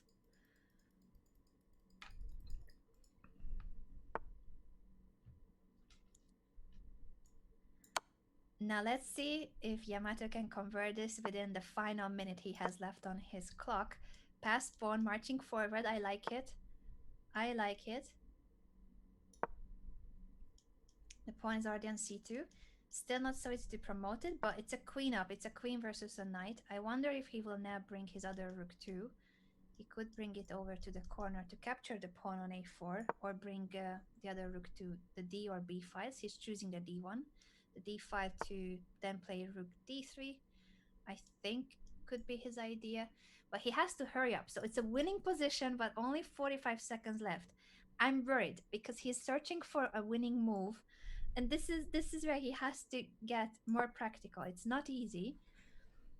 It's not easy. Now he chooses the b file. Rook to f2, still making it difficult to play this move because now the pawn is gone. It's okay. He just shouldn't worry. He shouldn't worry because he's a queen up, but he's down to 27 seconds. I'm honestly very worried about the time situation. Really worried. Really worried. Yamato, we need you to hurry up. He gives up the queen for one of the rooks to trade then. Oh, now he goes for the pawn. Excellent. Excellent that he's going to eliminate the a pawn. He can now bring the other rook too to attack it. But he has to hurry up. He has to hurry up. 14 seconds left. I'm really worried. Oh, now the rook is hanging and the pawn is hanging and we are down to 11 seconds. It's a winning position, but Jacob has no time. No time. It's gonna be very tough to win this with 10 seconds only. 10 seconds only. I'm really worried. I'm very worried. I think this is... I can't keep track of my time. I'm It's dominating very him. difficult. You're crushing everybody. It's just the time management. We're gonna keep training through blitz games because I feel like you are such a strong player, but sometimes you are not practical enough. So we're gonna have to make you play semi-optimal moves sometimes. I also used to be... time trouble was always my biggest mistake as a chess player because I'm a perfectionist and I always try to find the best move, the best plan, and that takes a long time. Yes, So yes. I fully understand what's going on. We're gonna try to fix this. It's not easy, but we're gonna keep practicing. Let's go through this game because you played so well. You crushed your opponent literally on the board. You are still winning. It's only the time situation. So It's how only do the we? time. Is there a analysis board? I'm getting invited by a lot of your fans. They want to beat me up. No, they think it would be an honor if you play against They're them. sending me bullet games. That's that's Guys, stop. that's very passive aggressive. Bullet, no, we are practicing blitz chess. 3 minutes is already speedy enough. Let me know if you see the invitation. All right. Okay. Awesome. So let's go through this. You said it's the King's Gambit. Is it the King's Gambit? It's not that big of a deal, but what opening do you think you're playing here? I assumed it's a King's Gambit because it's not. It's the opposite of a Queen's Gambit. So I just this probably this looks like a King's Gambit. Yeah, f4 usually would be a King's Gambit. You're still playing a variation of the French defense, and it actually is transposing after c5, d4. You are basically transposing to an advanced variation of the French. So I was curious if you recognize that this isn't too different So there's a French from your attack. usual. Um, it would be the French defense, but with a strange move order. F4 is not a common move there, but the board. If you see now after move 4, d4, Okay. knight knight c6, and c3. Now this would be a very normal pawn structure. I'm sure you've had games like this a couple of times when the pawn structure is like this in the French. Yeah. So it was a different move order, but eventually you came to a very similar position. What you can do if your opponent plays a random move order, sometimes you can punish them. So c5 was a great move, and after d4, if you don't want to allow white to go for c3, knight f3, the usual setup, what do you think you Hmm. can do here? What would be a way to mess up the traditional setup of white? Do I just capture now? Yeah, exactly. Because the only piece that can take back on d4 is the queen. But Okay. is it ideal for white to take on d4 with the queen? That sucks. I'm just gonna shaboom. Exactly. You develop with a tempo and the queen has to go again, and they don't have any pawn or knight on d4, which normally is what they want in the French defense, is the queen and it has to go. Well done. All right. I All think right. most likely if you take, white would try to play knight f3 and take on d4 with the knight, but you just develop as usual knight c6. You can have the bishop on c5 now that there's no pawn on c5. So it would be a position like this, and you try to put a lot of pressure on the d4 knight. Even if white is holding on to it, you can just start attacking it. Okay. Okay. Yeah. The moment I saw f4, I don't think I've ever been in a losing position against anyone that has played f4.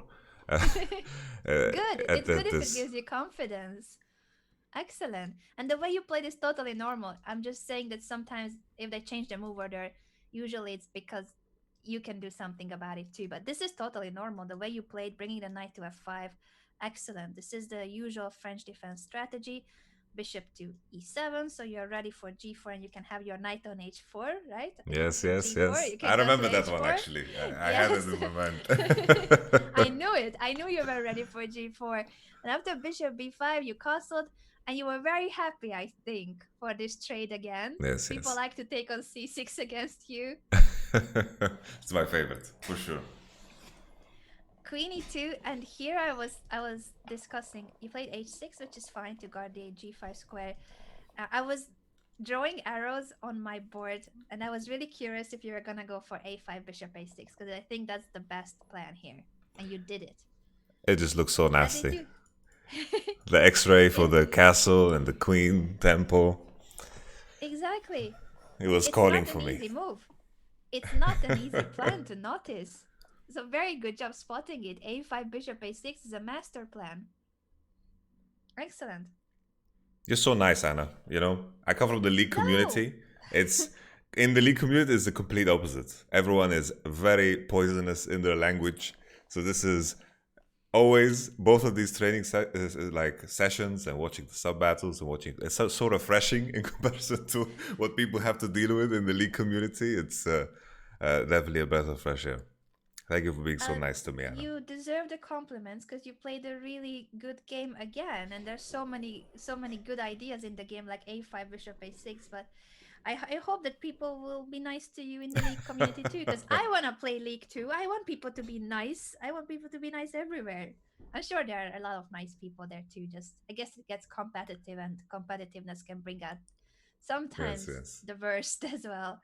I think if there's any niceness in the community, then definitely you're the one that is going to find it, Anna, for sure. Thank you.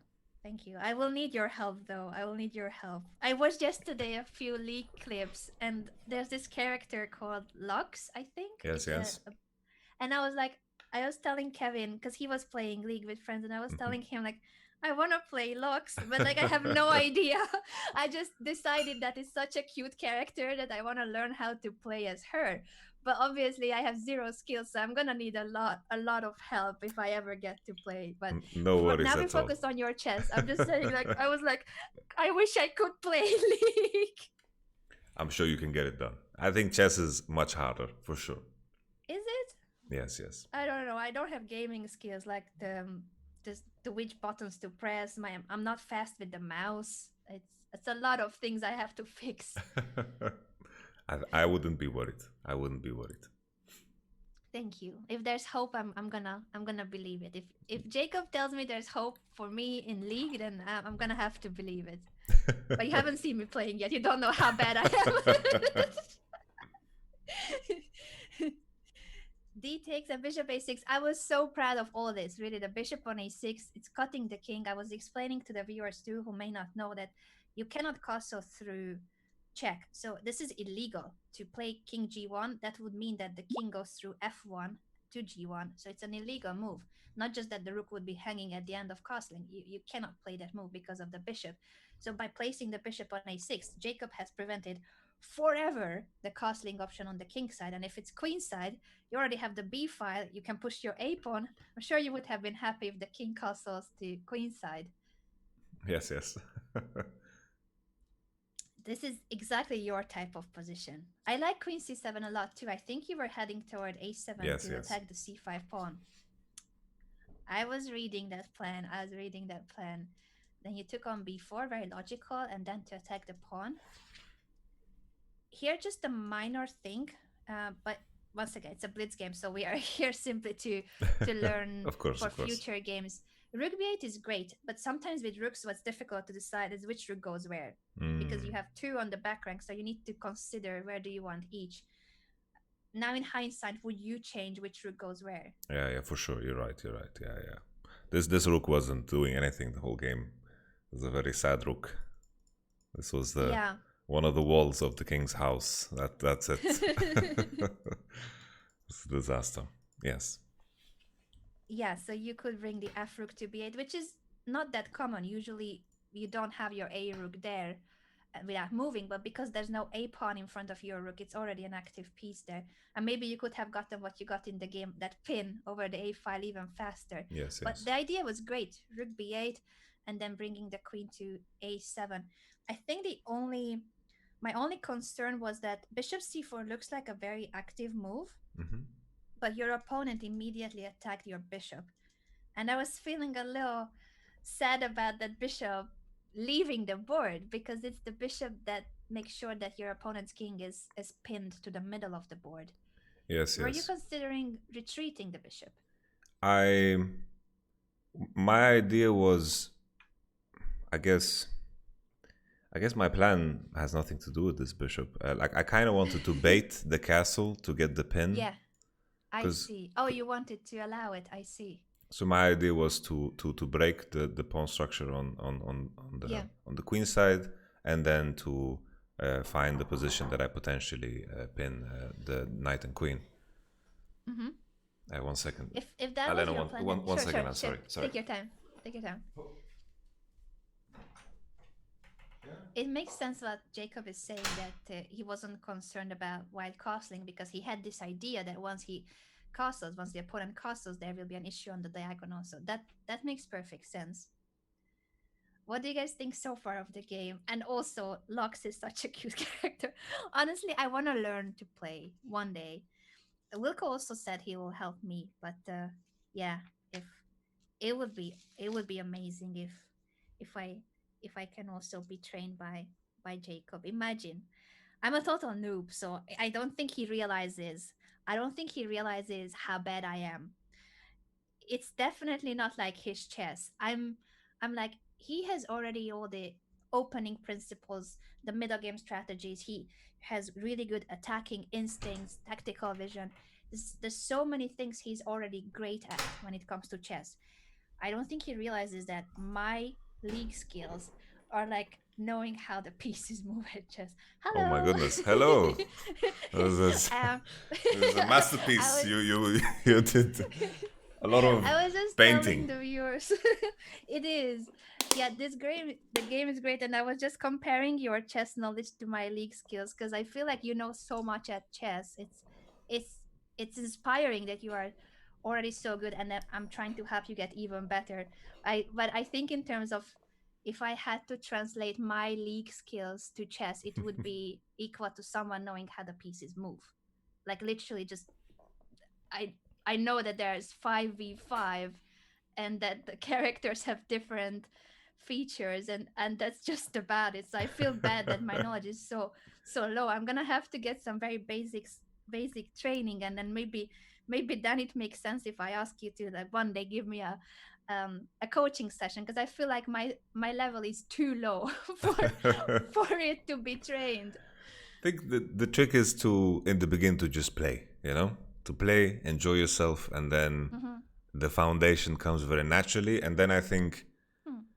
in terms of the strategical aspect, which a lot of people struggle with, I think you'll have a very easy time because of like the very, very complicated concepts that work in chess. I think there is some translation between the Really? games, for sure. Huh.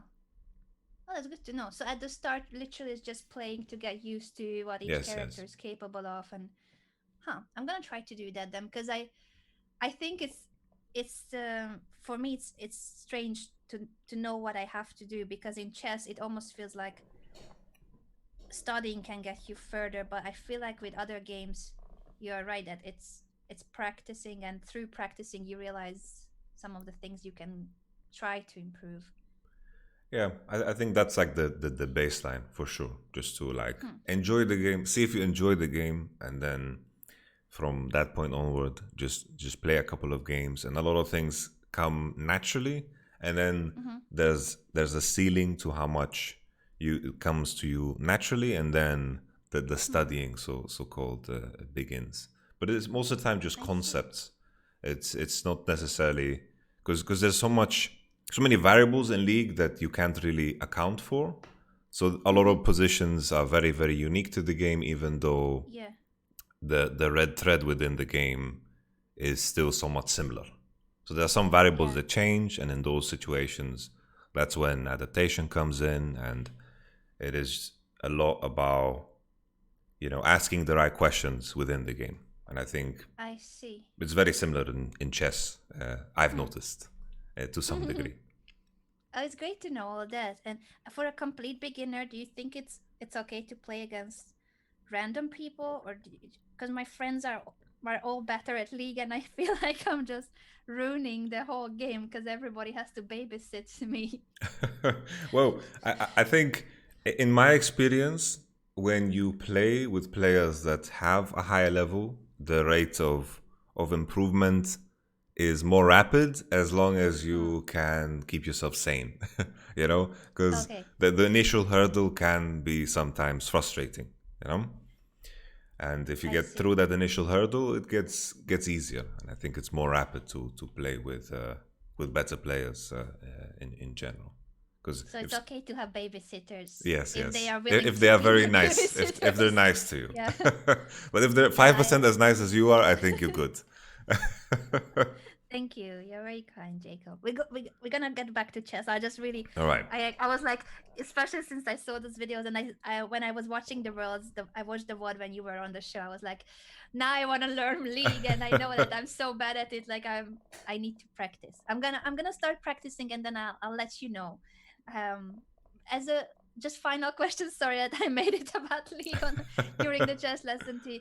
But if you like a character, like yesterday I noticed that Lux is a character I'd like to play, Hmm. can you just jump in and try to play it, or like I need to read, I guess, about her abilities and strengths, I and think then can you just practice playing, or yeah, pretty much. Like you can go into normal games, blind pick games, where you just lock her in. She has some positions where she works better in, like for example in the mid lane or in the support position, on the bottom side where you help your AD carry or sometimes AP carry, which is like a champion that is going to take a lot of gold and to farm up so you support because she has a lot of shields and hmm, a lot of crowd control too, which is a very important component of League, where you can control. For example, she has a root, so players just can't move for a couple of hmm, seconds if you land it. So she can be used in multiple roles, and then when you've decided where you want to play it, either mid or bot, uh, as a starter, you just reading your spells and checking out what they're going to do, and checking out basic build paths. There are many resources you can use where that I can link to you, where They give you suggestions based off of percentage win ratios and based off of what players find most successful. And that's like a very good baseline because they've gone through all of the mistakes already in terms of the itemization and the build paths, what you could potentially do. It's very similar to, let's say I study a chess opening. I don't have to go through the process of doing every possible move because a lot of chess openings have been figured out, so to speak, for the time being until something new comes up, which happens Yeah. in League very frequently too. But we don't have an AI to practice against, so it's human learning most of the time. That has been very helpful. And if you can pass me a link or just let me know what site I should be using, For sure, we'll that do.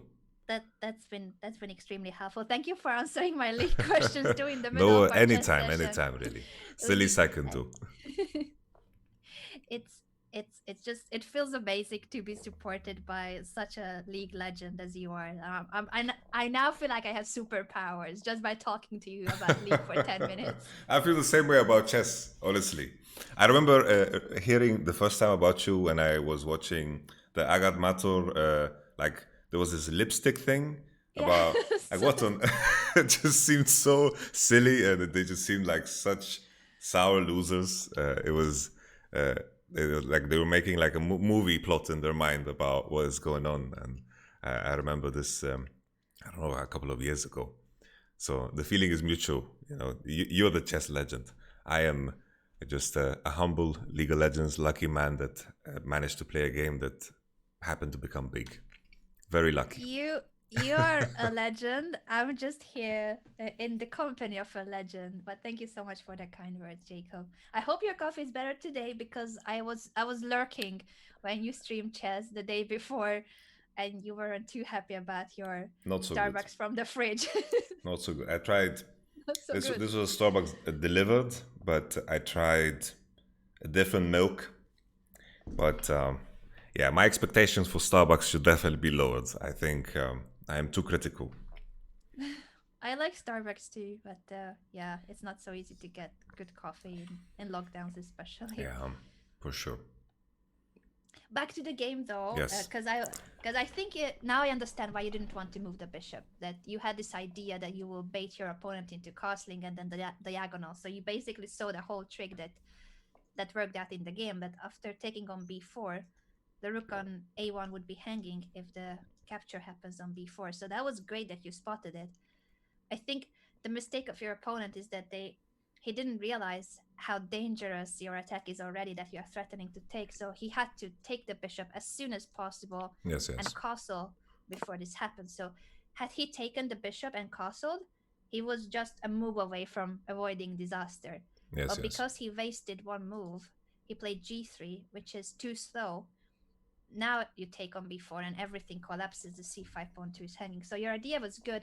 It wasn't it it wasn't forcing if your Yeah, yeah. opponent realized how dangerous it was. But now it's I think not possible to avoid it. This was an interesting moment. Had to take back on c4. You ended up taking with the pawn. Were you considering rook takes 2? Um, I think not. I guess for some reason I was like in my mind I was happy about the file that would be open, but I didn't Mm-hmm. think so much further about it. Like I was completely Mm-hmm. engulfed in the idea of getting his queen and king, and Yeah. I kind of forgot about everything else going on. Yeah, I was just curious if you are looking at the other idea of winning the queen, because if your rook is on c4, you're threatening to play rook Ooh, e4. okay. So this basically, I think it would have led to the same because your opponent was gonna castle and you play bishop takes c5. So it would have been very similar. It was just a bit more forcing that now if you take with the rook, you are threatening to win the queen no matter what, whether he castles or not. You're basically winning here, or he has to move the queen away, but then the king will be in trouble. So Wow, that's very um, nice. it was even stronger to take with the rook for the other threat of winning the Yes, queen. yes. But since you had this idea, and honestly, it's very natural to castle here. If your opponent doesn't castle, you have rook b3. So the attack is very strong with the pawn on c4 too. It makes sense to take with the pawn. Now you took on c5, took the bishop, and this is all great. But one thing I was really worried about was time. Yes. Here I was so worried. I was so worried. So let's think, how could we be more practical? Because I think at this stage you had less than a minute, and your opponent had way more time. He had almost a minute of time advantage, but you're a queen up. So what do you think could be a practical way of handling this game? Just any ideas? I think from this position, I feel like he kind of messed up by moving his king up the board, and I should Mm-hmm. have just pushed my pawns, come back with the king, with the queen, and just look for a mate in this Mm-hmm. space that has almost no air for the king there. Yes, to try to get to the king somehow, right? So how would you get to the king? What do you think would be a path? I guess I would. Like I have this move eventually, and I guess my thought process would be to maybe move it down and then look to push my G pawn, Mm-hmm. something like that. Yeah, yeah, those are great ideas, to try to get to the king, because you pointed out the king on h3. That shouldn't be a safe place. It's just very closed. Everything is very close on the king side. But once you push g5 and you start opening up the position, the king should be dead there. Exactly. So that would be one way to go. I also liked how you wanted to use the pass pawn. So that's another thing you can do as a Hmm. practical choice to promote a pawn, because the more pieces the better. But it became a bit difficult because he's got this blockade on c1, and there's another rook supporting the rook. So it's not that simple to to challenge the blockading piece. Now that you have a bit more time, can you find an idea to to challenge that rook on c1? You went, I think you played rook d8, and then you played rook b8. And after rook f2, the problem was that you went now rook b1, but the pawn is Yeah, being captured. So what would be more accurate if you want to go for this idea? So one idea would have been to go and open up the position against his king. The other is what you did in the game, to use the passed pawn. So how can we get rid of that rook on c1 or trade it? I'm sorry, instead of rook d8 here.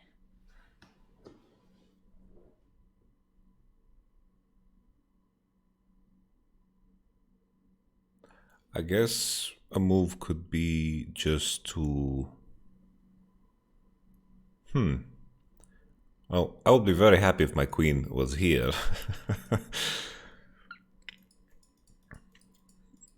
I guess at this point, because already this is defended once, and if I strengthen the b1 square, Mm-hmm. I should be okay. But it seems from the sound of how you're asking the question, I think I can do this. I can do something better quicker.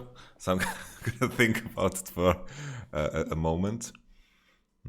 You had the right idea in the game. I'm just looking for the execution, because what happened in the game: rook d8, king g2, rook b8, rook f2, rook b1. Now the pawn is gone, so it was a bit slow. Can we get to Can I this just? idea? This seems losing. So you would trade the pawn. Do you want to trade the rook and give up your pawn? Which is, that's also fine if you prefer to then go for the king side attack. I'm not sure.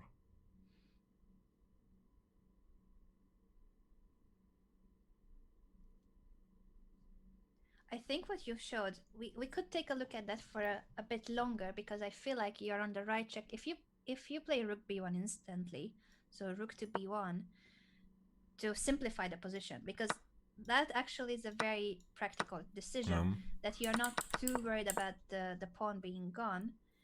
Because what is it that you achieve if you give up the pawn? We can look at other options that would keep the pawn, but now I'm curious if you notice, what is it that you gain for giving up your passed pawn?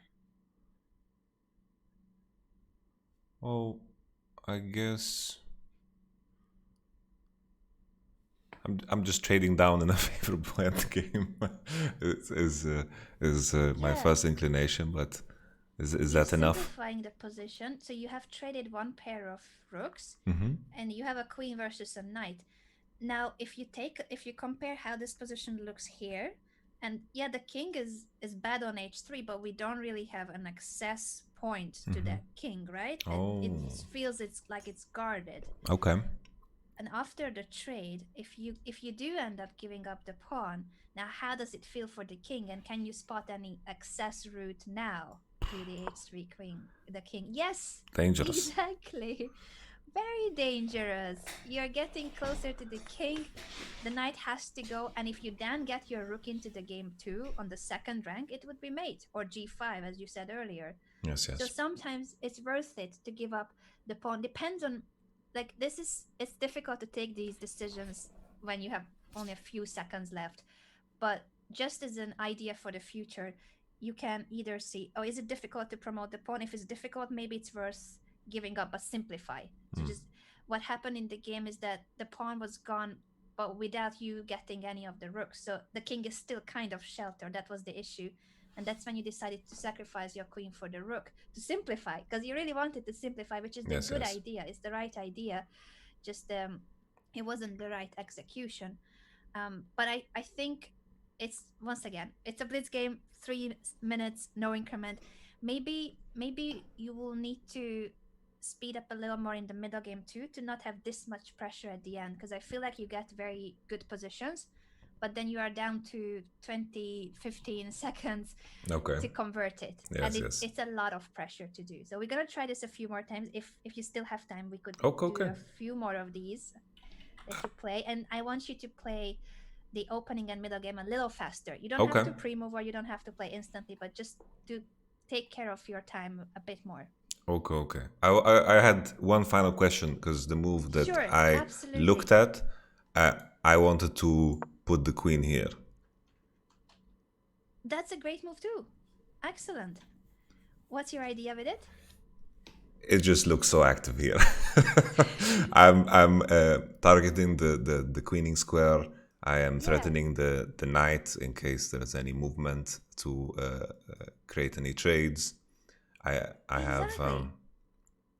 You know that you have played the best move here. Like, I wasn't gonna ask you for this move because it's a blitz game, and I was like, just be practical. But that is a crazy strong move. cool. Do you know what you're threatening with? If I'm gonna just push the pawn for white. Do you know what's the follow up here? How can you win material?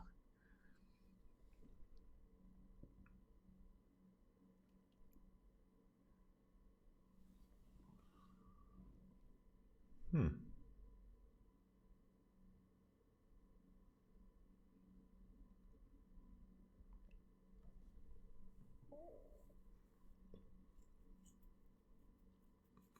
Well, I'm thinking I'm thinking if the follow up should be that I move the queen to this position because this feels even stronger. Yeah, the queen would be very strong there. That's a strong move. There's something even more concrete here, and it's similar to some of the lines we have looked at, but now with the queen on e3, it's even stronger. So your queen on e3 is putting pressure on both the c1 rook and the f3 knight. Both of those pieces are guarded by the f1 rook. So that rook has too many things to do.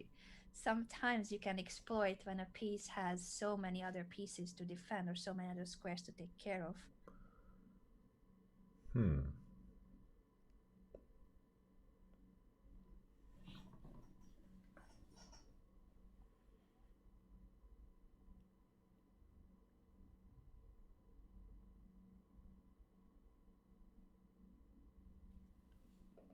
I'm not sure, Anna. It's not that simple to spot it, because it feels like white has everything under control.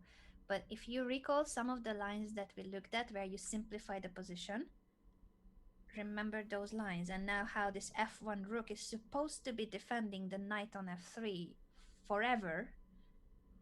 So maybe it doesn't really want to abandon the f1 Oh, okay, square. okay. Yeah, I missed the fact that if he captures that I can just capture, so he has to. Yeah, Okay, that's okay. another difficult point of it. Yes, yeah, exactly. So it's a combination of patterns. One being that now capturing twice on b1 means that the knight is gone. So this is the part you saw. I think the one, as you said, what you missed is that white cannot take the pawn even though it's hanging because the f1 rook is also hanging. Yes, yes. That But is I my didn't miss. expect you to find it because this is winning instantly. But in a blitz game, all I wanted you was to like try to be practical. See, do you want to simplify? Do you want to go for the king? Will you still try to promote the pass pawn? But I think promoting the pass pawn was a difficult one to hold on to with only a few seconds, and that's what you tried: rook d8 and rook b8 and rook b1. But it was a bit too slow. And once your opponent took the c2 pawn and there were still two rooks on the board, I think this in a practical game when you have only like 15 seconds left is crazy difficult to convert. All right, all right. It feels. I don't know, when there's a knight on the board, I feel like I'm wasting a lot of time, like in these end games. It's understandable because that's the trickiest of pieces, and I'm sure that you look for like not to step into forks, not to step into any double attack. It's a, it's a wild piece. Is there any secret magic trick, Anna, to like keep track A bad night. of knights? I'm like, I I think like mark the squares while I'm playing. do so. Do so. I think yeah, I was discussing this. I think with Hafu and some of the other PogChamps too, we were talking about how in online chess you can color the board because that's not something I grew up with. Like, and you too, like when you played over the board as a kid, you don't go with a marker to the tournaments and start coloring. So it's an advantage of online chess. You can color exactly, I'm color ready. it. They can try and stop me. Do color. Yeah, I like it. I like it. All right, all And I right. think trust your guts because I feel like you have a very strong, very good instinct for tactical positions. So I think you should have the confidence that you are not stepping into any tactics because I do think that your tactical vision is very advanced. All It's right, keep all solving right. puzzles and keep trusting your guts. Cool, cool, cool. It's Next game? okay. Next game. No, you can ask more questions, It of was it course. was just I wanted to ask about what you think about the difference between chess.com and liches, because on liches I dominate. I think on Really? liches I'm 1700, but I think their on rating system is chess.com, different that I heard. I don't play on leeches, but I think what I heard from their rating algorithms is that it's different. So it may show more on leeches than on chess.com. But okay, do you okay. also feel like you're playing better, like your games are better, the quality, or just the rating is that you notice? It's only the rating, but I haven't played there for a long time because like I've Mm-hmm. paid the diamond subscription on chess.com, so I need to make Yeah, use of it. yeah. And I think yeah, my viewers are also saying that yeah, on leeches you start at 1500 and on chess.com you start as 1200, so that gives like a few hundred rating okay, point okay. difference to the same strength. But it yeah, it's a good thing you asked because it can also feel like am I better on one platform and not so good on the other. I think they just use a very different rating system. Okay, okay. But if it was unified, I think you would have a really good rating on both, you should be at the same strength on both platforms.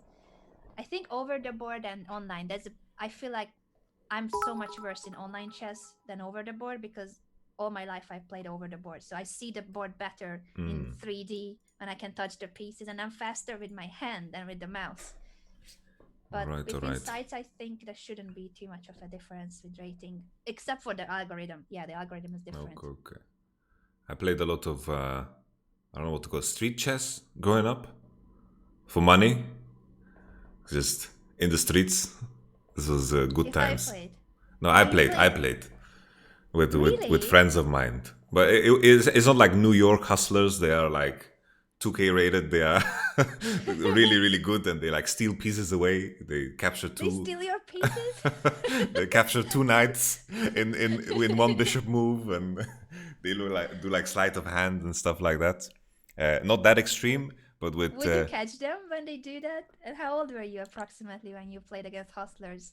so I didn't like that's what I'm saying. I didn't play against those hustlers. Just Oh, friends you of didn't. mine Sorry, I that just misunderstood pull you. up a chessboard.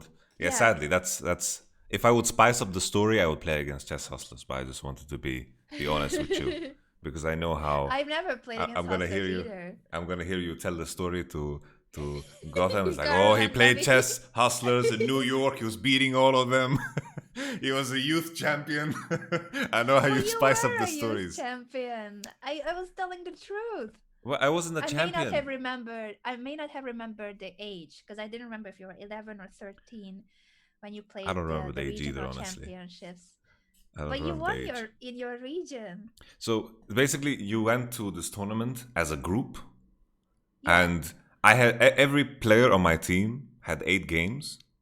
I went 8-0, and we didn't go past our groups. yeah. So that was the situation. Well, that means you're a champion All together right, with your team. all No, right, all right. honestly, you should you should be proud of being a child prodigy, so to say, in your Cool. region. You were one of the best of the school kids at chess tournaments, and that's quite an achievement. Yes. Now we need to figure out about James if he was also some kind of a prodigy at Yes, chess yes. too, because I didn't know he plays chess. I was surprised when he entered, and for him it was even more difficult because poor James ended up losing both of his games. I don't know if you saw that part. Yeah. He has also the same issue as me, the time thing. I think Yeah. it's just with league players. They're so used to 2 minutes before the minions spawn. You can eat Mm. lunch while you're playing. You can relax. Do you think that that also has an impact on how you see time? That in League there isn't that much of a time trouble situation? There are like certain timers and that you need to keep track of, but it's it's kind of hard to contextualize it because it's very instinctual for me at this point. Hmm. It's like if someone uses like an ability that has, let's say, a 5 minute cooldown, like that timer Yeah, is just in the back of my mind, and I see. the context of time. There are certain moments in the game where, for example, at 8 minutes, there's a certain objective that Hmm. spawns, or at 20 minutes, the same thing, and every dragon respawns every 5 minutes. There are certain timers, but there's so many clear indicators in the game, Hmm. and you have 5 people to keep track of them, so it becomes a lot easier. I I think see. just because like if you're playing in a team setting, all of these things you are verbalizing because you want to Hmm. like unite behind these timers, so it's a Yeah. lot easier to keep track of. But I've noticed at least ever since you told me to play, like yesterday when I was warming up, uh, when now as long as I keep track of the time, I know what mindset I need to be in order to like I know, okay, now I need to play quick. Now I have time. I use it as a resource more Yeah. so than just something that is in the back of my mind and then like, oh shit, I'm out of time, because that's usually what happened. It's good that you're more conscious about it, but I know it takes time to get used to it. So let's try to play a few more games Okay. and try to speed up a bit more in the opening and middle game too. Okay. Because the only concern is that you get these winning positions and then you don't have enough time to convert. So we're gonna try to make sure that you have more time with the queen up as well. Okay.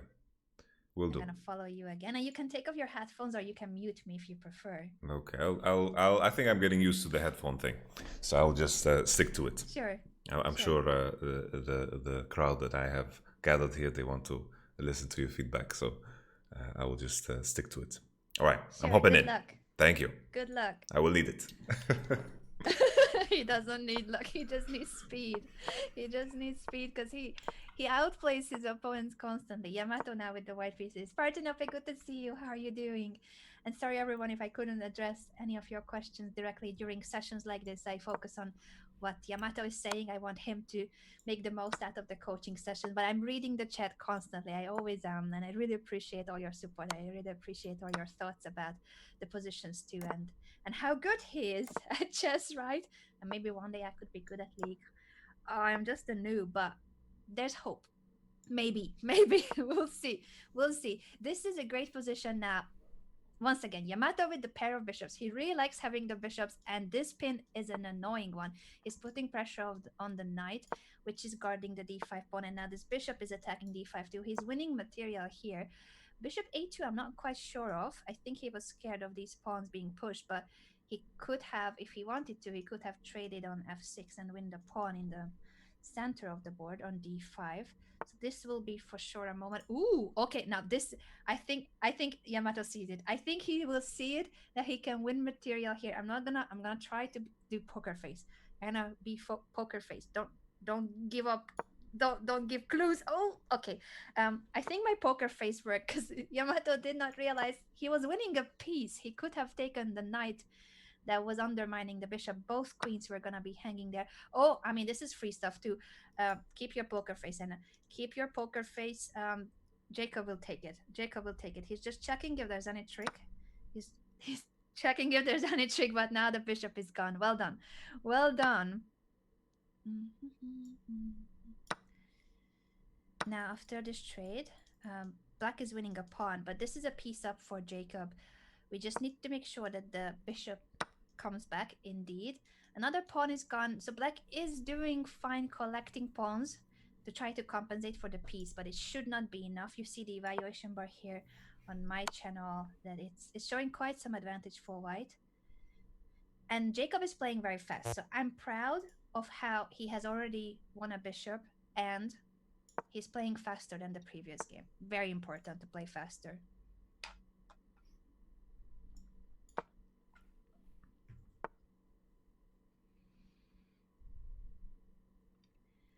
The knight is back on c3. It's quite a common pattern to try to bother the bishop on a2. Ooh, there's a tactical motive here. Anna, keep your poker face. Keep your poker face.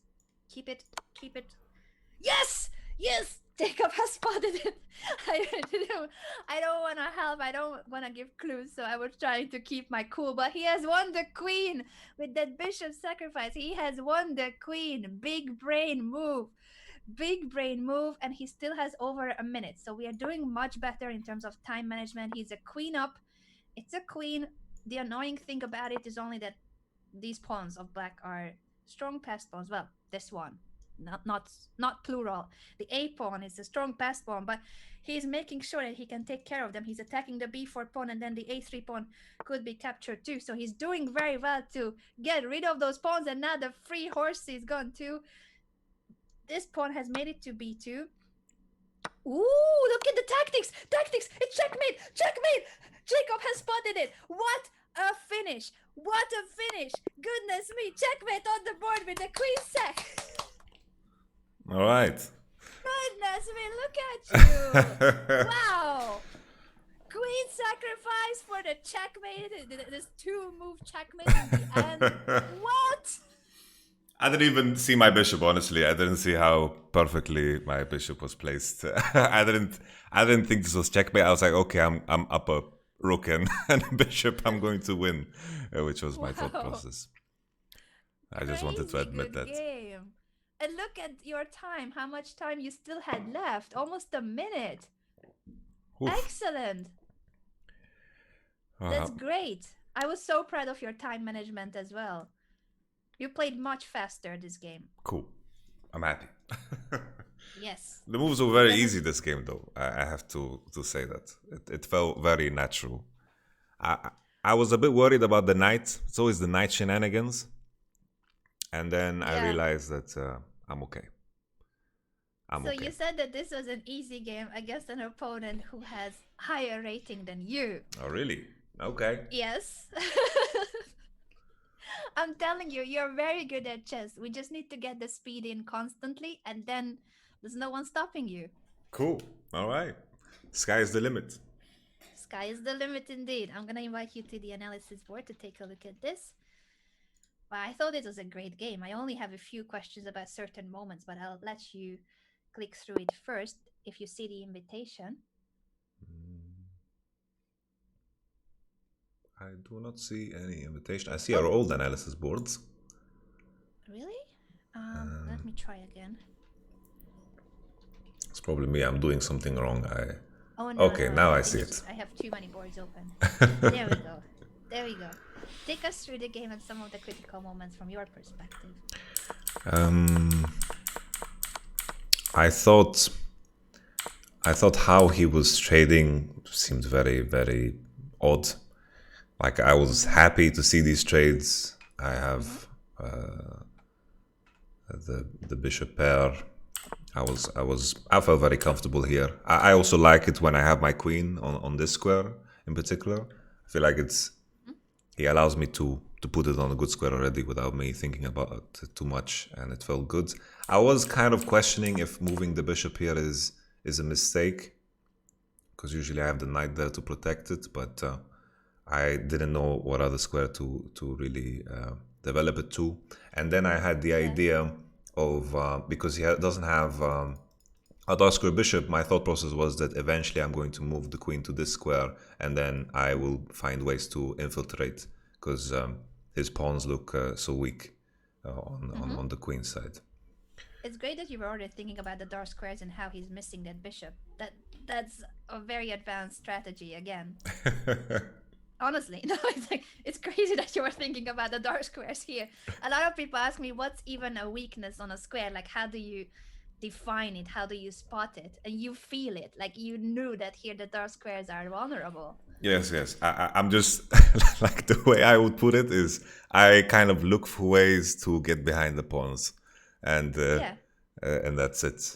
If you get behind the perfect. pawns, you can knock them down like pins, and Yeah, it works in excellent. 1200.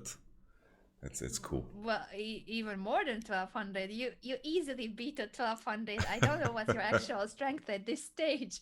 Well done.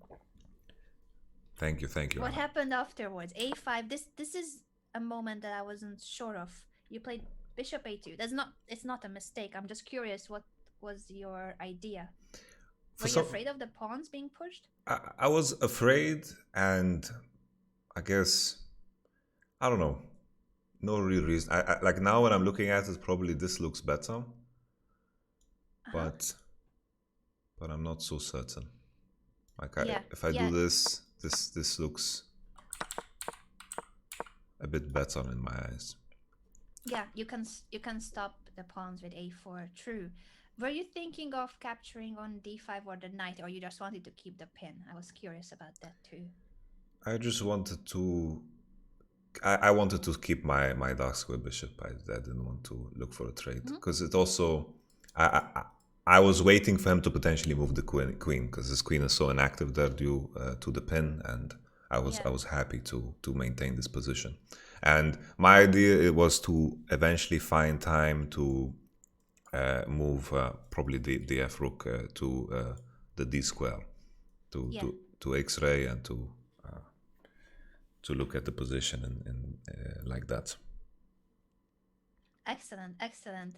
I was curious about this especially because I don't know if you noticed, but if you trade down, you could win the d5 pawn, but I wasn't sure if you would consider this that much of a deal because you need to give up your bishop for it and you need to trade a lot of pieces to win this pawn. I So I thought that you wouldn't find this too appealing.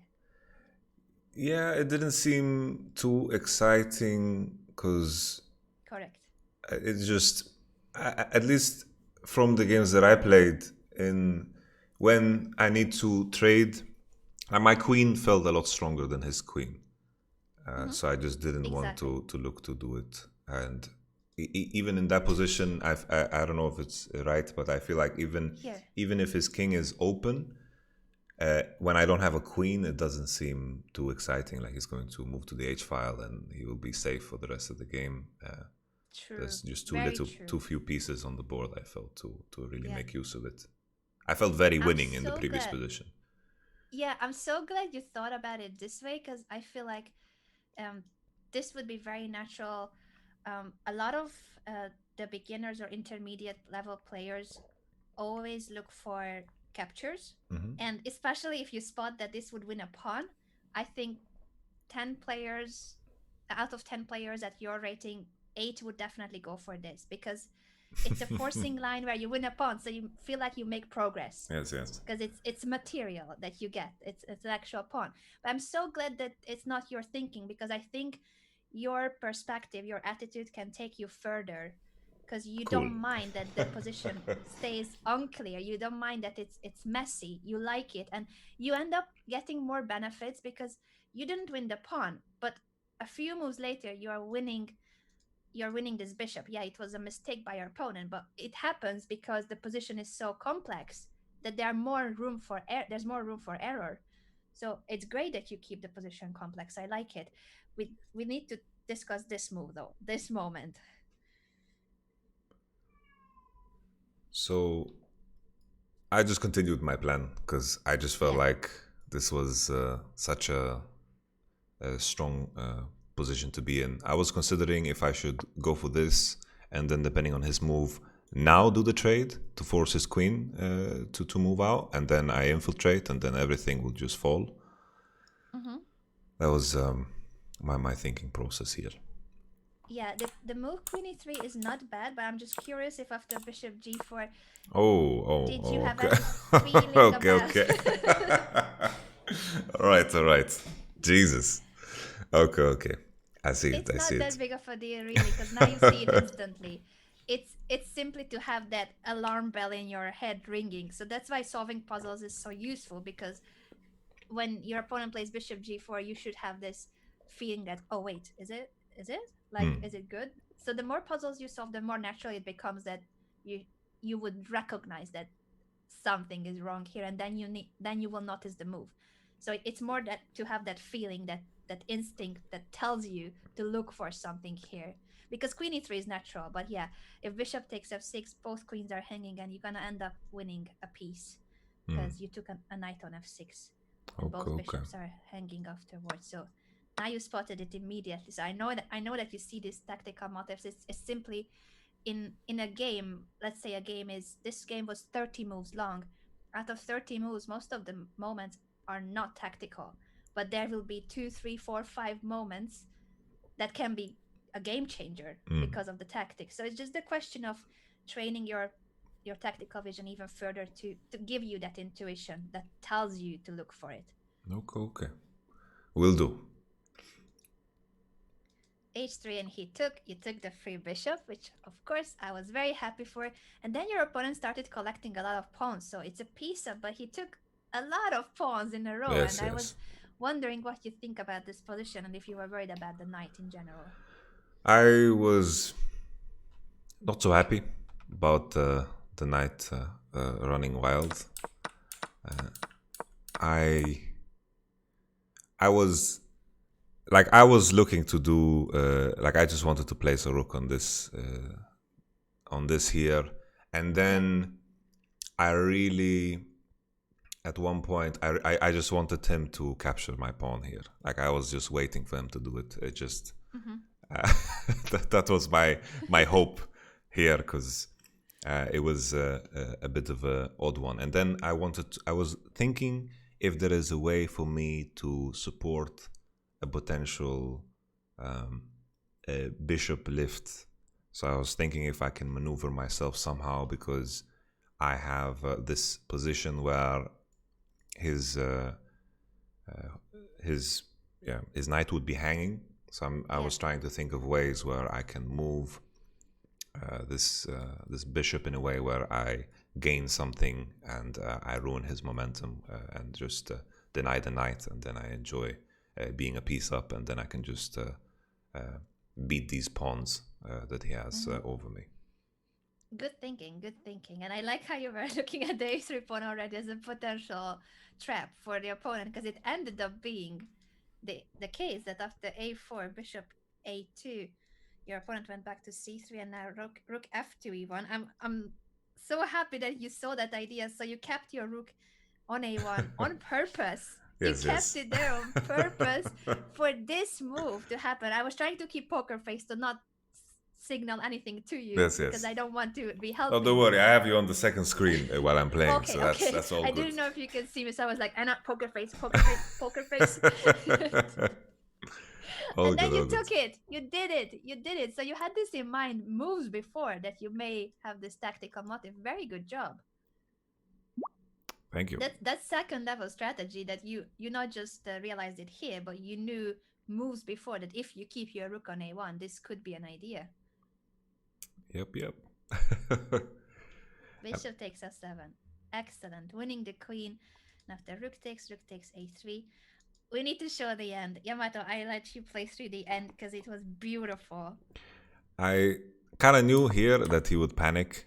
Like, I wanted to just do the idea from before. I knew, I had this feeling that he would push his pawn, and I Yeah. knew I would pick up the thing. And then, I don't even. Here, the sequence. Me too. I mean, like, what? Honestly, I didn't think it was mate. I didn't think it was bait. I thought he You would thought have you were to taking the deflect, rook. and then I thought I am just taking the rook and I'm winning. I didn't realize it's mate at all. Yeah, even if it was just picking up the rooks and you have two rooks and the bishop, of course it's still a winning position, but checkmate on the board. What a game. You had 55 seconds here when you gave checkmate on move 30. Holy. Excellent. I'm proud of that. One final game as All right. practice for today. All right. I will jump right into it. You good to go, Anna? Yes. All right. Yes, I'm good to go. Good luck. All right. See you soon. He is playing so well. I'm not gonna praise Jacob more because I feel like he doesn't believe it if I praise him this much, but it's true. It's true. He's playing crazy strong moves. And now faster too, because time management is what we are trying to practice as well. I know how strong he is as a player, but speed in blitz chess is so crucial. And blitz is the tiebreaker in PogChamp, so that's why we are practicing it. Because if there will be PogChamp 3, I don't have information on PogChamp 3, but most likely I think there should be, because it was a really successful tournament series by chess.com and Twitch. So I think if there will be PogChamp 3, Yamato should be invited because his place is there. And the time control for PogChamps is rapid. The initial games are 15-minute long, but if it's a tie after the first two games, then they move on to either Armageddon or Blitz. So it's very important to practice Blitz chess, speed chess as well. A3 was an interesting move, I agree. And now this knight maneuver. I hope that he will not get too worried, because this looks scary when your opponent does this around your king, the queen on g6, the knight hopping onto f4. I think he will spend some time here, but hopefully not too much time. It's quite a complex, messy position here. Thank you so much, H2, for the subscription. I really appreciate the support. And thanks everybody for the support over at the Yamato's channel. I know that he also is very grateful to all of you watching, and he has a sub goal on his channel. Make sure to try to get to that sub goal. Help him get to the sub goal that he has. I think we have the same sub goal, by the way. I think we are both aiming for 1,000 subscribers. So let's hope we can get there on both channels. Thank you so much for your support in advance and in hindsight and in all possible senses. This is a very difficult position. You can see the evaluation bar not agreeing with Jacob's moves, but it's also not that simple for Black to spot the winning idea. So far Black has missed. I'm not gonna show it. I don't want to jinx it. But yeah, the bishop on g5 is now attacked. He has to take the knight. But I'm happy that that knight is being traded because it was a very annoying piece. It was a really annoying one. And now let's see. The threat is that the rook can take Jacob's knight, so he has to find a way to deal with it. It's not so simple. It's not simple at all. So he's taking his time. This is okay. I'm not gonna show anything on my face. I'm gonna try to keep a straight face because we are in trouble. We are officially in trouble. Yeah, now unfortunately Black has played the right move, taking the knight for free. I'm just gonna try not to show anything on my face because I know that Jacob is already very worried about this position with the piece down and his king still under attack. So the rook cannot be captured because the queen is spinning the g2 pawn. That would be an illegal move to take on f3. But I still believe that he can somehow swindle his way out of this game. This is the first game out of all the games he played today where he's not dominating the game. Every other game, he was crushing his opponents. He lost the first two games on time in winning positions, and this is the first time that he's not crushing his opponent. So sometimes it happens. You can't outsmart every single opponent. I'm just hoping that he keeps faith and he keeps trying, because being tricky and finding chances in lost positions too is another skill that one should have for competitive chess, that you try to do the miracle. Basically, to save a game from a lost situation is pulling a miracle. So let's see if he can do that. 37 seconds left for Jacob, which is less time than what his opponent has. Oh no, that's hanging. I'm not gonna show it on my face, but that unfortunately is hanging, and I think Jacob has noticed it. Let's hope that the opponent does not notice it. Okay, the knight is gone. That's a bigger issue because now it's a second piece. I don't think Jacob No, is no, happy no. about it. No, no, no. Oh my goodness. No, no, no, no. Jesus. It's okay. This was a very It's hungry okay. rook. That rook went capturing most Um, of your I pieces on the can't king believe I fell side. for the same thing like 18 times. It happens. I was just saying that this is, you played, I don't know how many games you played now in today's session, about five or so, five or six, I can't tell, but in every single game you were dominating your opponents. You constantly outplayed them. You were crushing in every game. The first two games you only lost because of the time management, but positionally you beat every single opponent of yours. You were in winning positions in every game. So this is the first time that you got into a bad position, and sometimes it happens, and it's not bad. It's not bad to get that slap on the face sometimes, Yes, because that yes. makes you It's the even, Russians. It's yeah. always the Russians. He's working together. He has like people in the back room.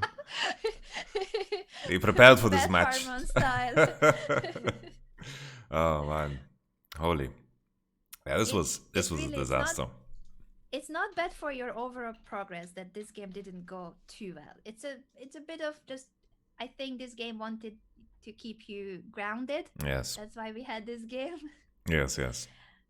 I'm inviting you to analysis board Okay, if you see it, or I can invite you again, just to I'm hopping into just to live learn chess. from it, because we Yes, can learn yes. a lot from games that we lose. Okay, I accept. All right. Let's go through the game from your perspective, some of the critical moments. Okay.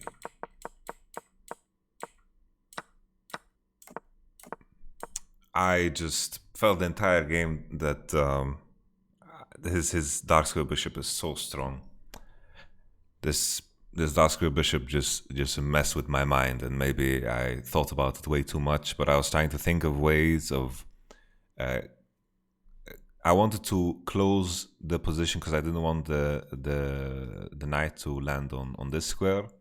So I was Mm-hmm. thinking if I move my pawns forward, maybe I can deny the power of these two pieces, because these are the Yeah. two ones that I was so scared about. And Mm-hmm. while in the process of doing so, I think I pretty much blundered my whole king side.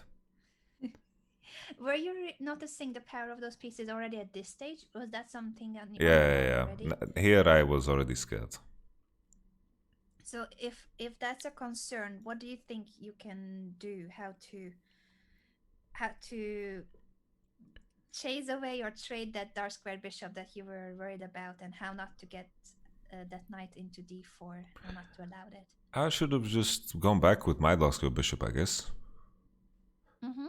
and look to trade and push him away from that diagonal, because that diagonal was so nasty. But maybe Yeah. it was just a Halloween story in my mind. Maybe I was too Yeah. scared of it. Yeah. Retreating moves are always difficult because your bishop is standing well on g5, but if you are worried about c5, do not feel bad about moving the bishop back.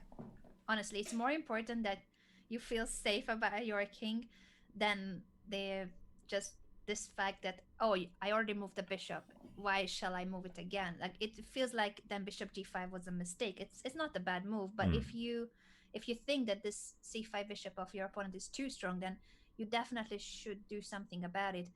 If you want to play bishop e3, would you play it here or would you play rook e1 first, like in the game?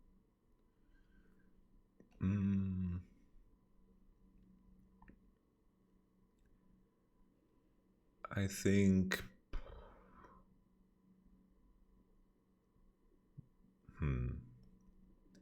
Well, knowing how the game went, knowing knowing what I did didn't work, I would move the bishop now. But I'm not sure. Yeah, If you ask me why, I don't have a good answer. I was just curious if you are concerned that you would need to take back with the pawn on e3. Are you concerned about doubling pawns like this?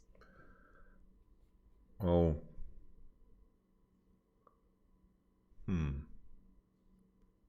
well, not necessarily, because I like the fact that I am denying the square of the knight, Yeah, because that's you're what he did guarding to the me. d4 So, square. Exactly, exactly. Well done. So it's not an issue to double the pawns. And if you keep your rook on f1 before this trade happens, then now the rook is fine. It's an open file for the rook. So you don't need to move it to e1 anymore. It would make not too much sense if your rook is here. You probably, if you already have the rook on e1, when the trade happens, maybe the best move is to bring it back to f1 because yes, that's yes. an open file. Okay, okay. So sometimes I know these are some of the most difficult moves to play because you still have your queen side undeveloped, and the bishop is out in an active spot. So it doesn't feel natural to have to drag it back. Yes, yes. But if you are concerned about the c5 bishop, which is understandable, then do bring it back. Just don't care about that the rest still needs fixing because after the trade, whether black takes or not, you already are dealing with that bishop, and then you can move your knight to d2 or c3 and develop the rest. Okay. Um, so don't feel bad about retreating moves or adjusting if the rook is already on e1, bringing it back to f1. Any small adjustments, I think it actually shows great skill when you can recognize that you need to reorganize your pieces. Okay, okay. All right, all right. I will think about it. Is it wrong for me to allow my bishop being chased for so long? Because when I'm looking at Mm, this, like when I'm looking at this position now, it looks like as if he had two moves more than me. And yeah, let's see where you lost those tempi. If we go through the opening moves. like on this, should I just go Yeah. all the way back or? Um, this this is a very interesting question because this is opening theory, but I think no one, when you learn the Spanish or Ruy Lopez as it's called, thinks about, oh, I'm making a lot of bishop moves. But what you achieve, so you have made already 3 bishop moves in a row. But the good thing about it is that pawns cannot go backwards. So black has gained space on the queen side, but that also weakens to a certain extent the queen side. And those moves are not developing moves while your bishop on b3 is standing well because it's pointing at the f7 square. So this should be an advantage to Okay. you that your bishop is being chased there, even if it doesn't look like, because yes, you make 3 moves with the bishop, you dance around. All right, all So right. this part is fine, but I think where you lost a bit of time is after bishop c5, you played a3. Maybe you were concerned about your bishop not having too many squares and you wanted to make sure you can drop the bishop back. Yeah, yeah, yeah. This was just a prophylactic move. Yeah, I Yes. like I like that thinking. I like that you were considering this prophylactic idea. Uh, but another way you can do it, and then it's gonna actually serve for another purpose too, is if you push the c pawn, that also gives space for your bishop. If you need to, you can bring it back to Oh, c2. But at the same time, it guards d4, and you're ready to push d4. that is nice. So it's the same idea, but with the c pawn, you don't have to push the a pawn. Maybe later you will push it to a4, the a pawn instead Yeah, of this solves all a3. my problems. Yes. All So just right. pushing c3, and then obviously, like, it depends on the exact position. If after knight f6, this pawn is hanging, can you push d4 or can you not? I would normally say that you should try to cast off first before pushing d4. And in most cases, if this pawn is taken, there has to be something on the e5, but it always depends on the exact position. Like, if now it's taken, you should be careful, of course, because this f2 pawn is targeted. So now rook e1 would be a mistake, but instead of rook e1, you can play queen e2, which attacks the knight, attacks the pawn. And while the black king is in the middle of the board, normally black can't just grab the e4 pawn without being punished for it. Okay, okay. All right, all right. So you could play c3 castle, and then you are ready to push d4, because the only issue with going for d4 too early is that your king would still get a check, and it gets very messy. It's possible to play like this too, but I generally don't recommend it with the king still on e1. I Okay, feel like okay. it's easier that you castle and then you aim to push d4. Cool, cool, cool. Yeah, this looks a lot easier. Excellent. So we have that solved, but you are right that even later. So here, after d6, maybe at this stage you didn't realize yet how annoying this bishop will Yeah. be, because you can also play bishop e3 immediately, of course, or you can castle and then bishop e3. Yes, yes. I didn't think about how good it could be to move. I didn't want to move it there because I've never played a position where my f pawn is chilling there. Mm-hmm. So I guess Yeah, this was in the back of my mind.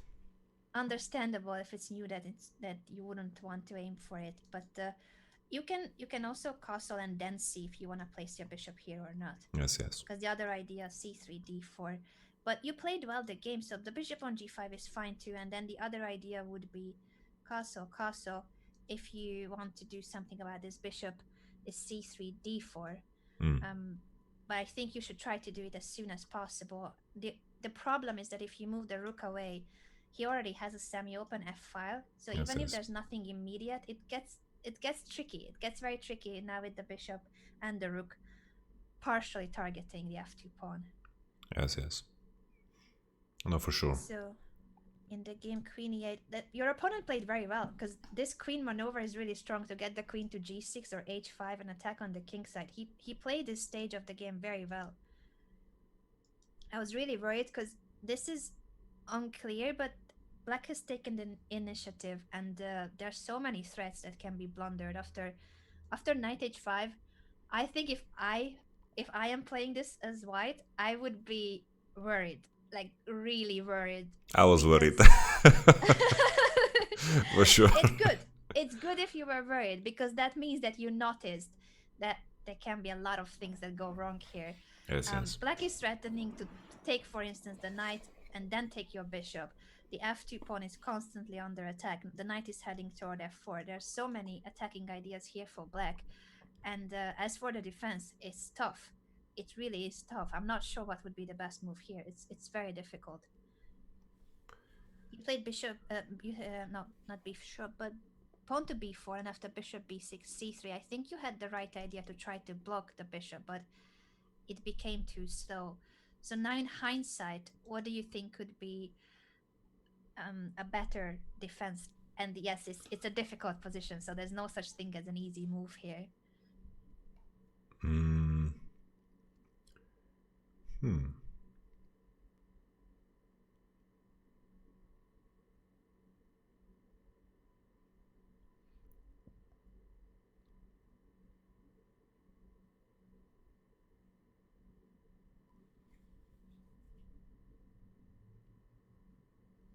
Hmm.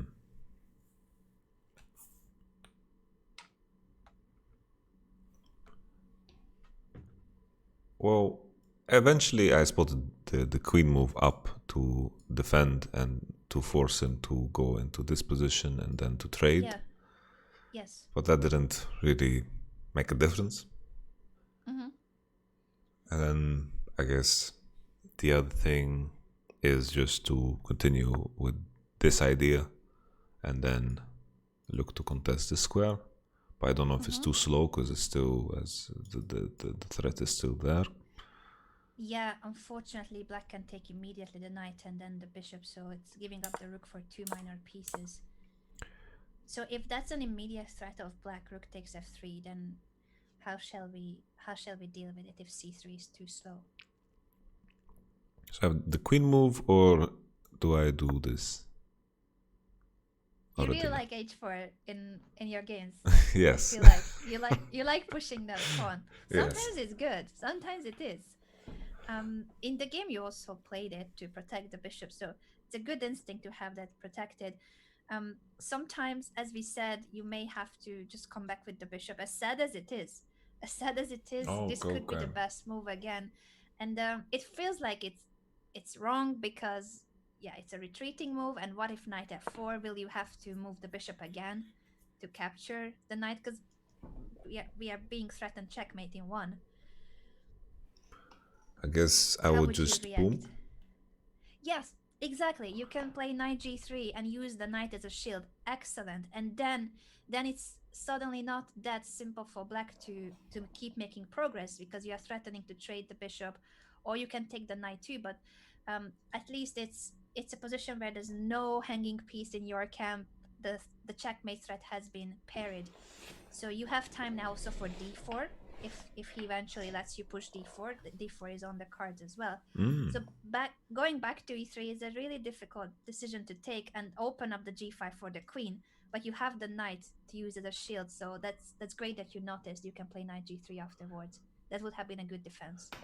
It looks the position looked very pleasing there at the end. Yeah, yeah, it's interesting how by making these two defensive moves, you have secured your king position, and now you could take the initiative because if you get to play d4, then then you are the one now taking control of the center and threatening the bishop, trying to undermine the f4 knight. So yes, this would be a double-edged position. Holy. Wow. You played in the game b4 and then c3. I think your opponent didn't realize that he could have traded the rook for the two minor pieces, and it's beneficial because I'm sure you know that usually it's a rook and a pawn versus two minor pieces. That's about Yes, what's yes. equal. So material wise, it's a pawn up, but also his pieces are very active. He can bring the other rook down to f8, so the attack keeps going as well. That's an issue. He Yes, didn't yes. do that, but played knight f4, which is also a really scary move. I don't like having my opponent's knight on f4 or f5 close to the king. It's very scary. And then he doubled rooks. I think your opponent played this stage of the game really well. And here came the mistake, but it's so difficult to defend here. So let's try to figure out a way to not lose material.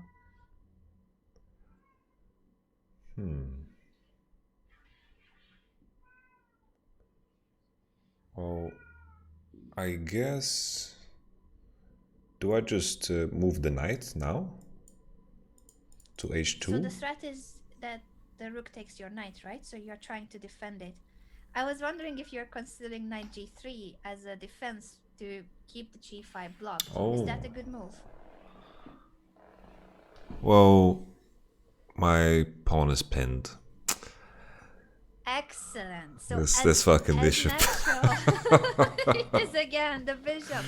As natural as it looks to use the knight again as a shield, it cannot be because the queen takes the knight. We can't take the queen, the bishop.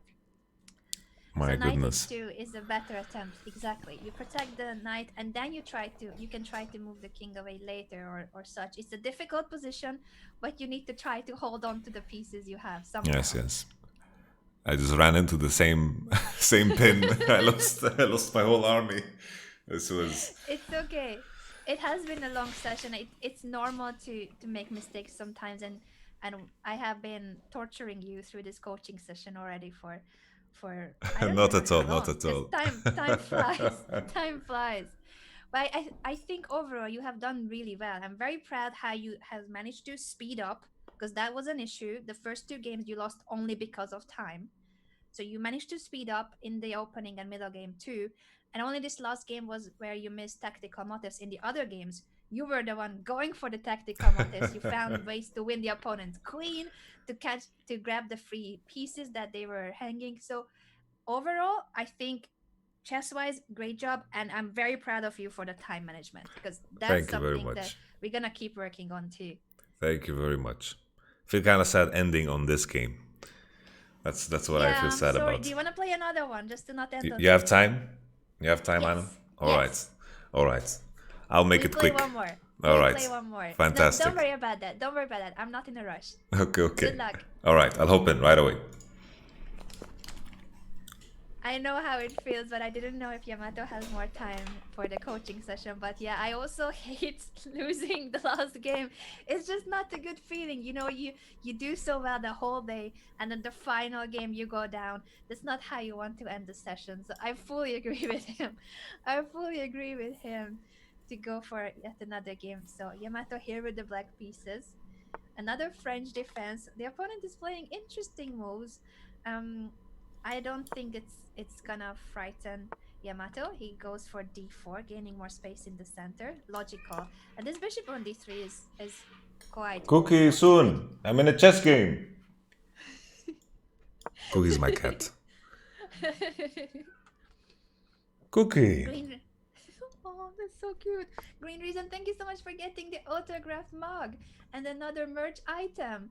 I don't think we have many mugs left. You probably have bought one of the last ones. I think we had only the very few autographed mugs left on the store.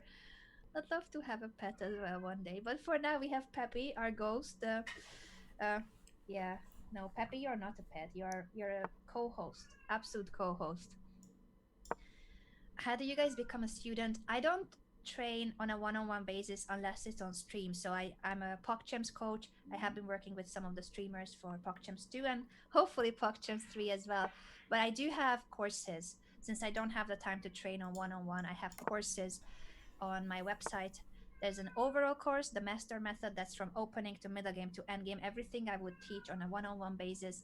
And there are different courses for specific parts, such as attacking course, that's my Cyborg Anna course, the attacking manual basically, and another one about endgames that's also on my website. On chess.com too, I have video lessons about endgames. I really like the endgame stage of the game. I think there's a lot you can learn from endgames, and not many people dedicate time to endgames or middle games, which is what basically my master method mainly focuses on how to eliminate blunders, how to spot tactical motives, how to not be terrified about your opponent going against your king and such. So lots of concepts that are common as mistakes in club players' games. But we are here to talk about Yamato's game, which is another great game. This bishop on c2 is a really poor one. Bishop b7 though. Oh goodness me, please tell me that he's gonna realize. Please tell me he's gonna realize. Keep your poker face, and I keep poker face. Keep poker face. I'm terrified. I'm not gonna say the move. I'm not gonna do anything. I'm gonna try to hide my emotions here, but I'm just gonna signal on my own board that I don't want this move to happen. So please tell me that the opponent will not play it. Oh no, oh no. Stick up for the cat. Okay, let's hope that he will realize also that there's an issue with his bishop. The bishop is hanging, but I don't want to signal anything. I don't want him to realize. Okay, we are playing on the other flank and the other bishop. It sometimes happens. It's a blind spot for both of them in this game that nobody realizes. The opponent doesn't realize that it's a hanging piece, and Jacob is not realizing that his bishop is in danger. Oh, now God. He realized it. Now he realized it. So he realized it now, which Jesus. is not too late. It's not too late. It's not too late because he can still deal with it. Okay, he realized it. Better later than never. Better later than never. Excellent. So that bishop was hanging for the past 5-6 moves or so, but it wasn't noticed until now. Luckily, Jacob was the first to realize it, because imagine if the opponent finally takes the bishop, it would have been quite a painful one. And we don't want the last game to be a bad one. Both of them are on the same amount of time. I'm so happy about the time management. But white is attacking. The spin is annoying. It is annoying, and then the other rook can come to b1. So even though our bishop was not captured, it's still not an easy position to get out of. Not an easy one to get out of. I would probably try to play bishop a8. Wow, that Oh, I what was am I just doing? gonna say. I No, guess that's it's a great okay. move. What That's is a he great doing? move. Yes, what What is on earth? he doing? What is this I chess was gonna match? Okay, I'll take it. That was an excellent move. Oh, That I'll was take such a this good trade. move, the bishop retreat. Big brain. Absolute big brain. So Yamato has an exchange up. We call it an exchange up when it's a rook versus a minor piece because the rook is worth 5 points or 5 pawns and the knight or a bishop is only 3 points. So you are winning not by the number of pieces but by the quality of it. This is a better quality piece, the rook. And rook b8 is an excellent move, attacking the knight. The knight is protecting the pawn. So white has just blundered the queen. Okay. Yamato is capturing all the pieces, but it's only 35 seconds left. 35 Okay. seconds to Come on, checkmate. Sagar CM. It's now you resign. Now you resign. Jesus. Your pawn is pinned, man. Come on. You can do better than this. His opponent doesn't want to resign because it could be still stalemate. Hopefully there will be no stalemate. 2 queens and the rook on the board for Jacob. It's checkmate in 1. Queen f3 was going to be checkmate. Queen e3 is also a good move. But we just need to make sure to keep up the attack. He's winning on time and on the board as well. So much material up. So much material. So much material. But White is still hoping. I think maybe now White will resign because I'm not gonna pre-move in case he does some nastiness. Yes. Jesus. That was tricky.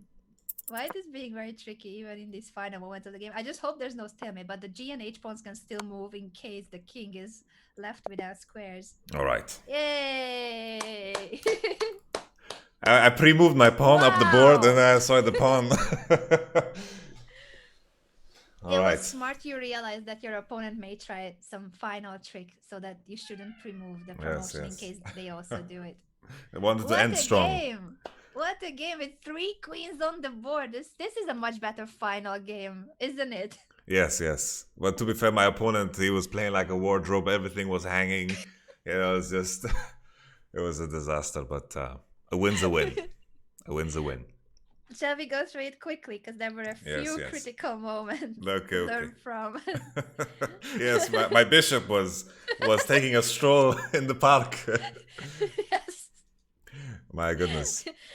I love the moment when you realized it, and I was so happy it was your turn when you realized it. And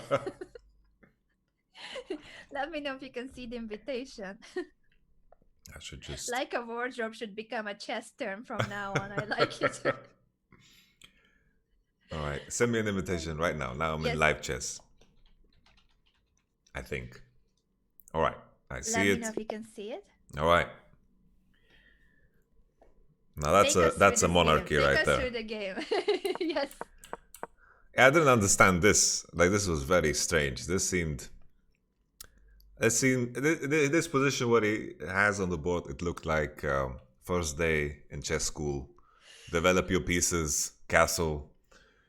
So I felt very comfortable. And then I tried something exotic here because I've never seen this position before, where I wanted to just close the position and make his bishop useless for the rest of the game.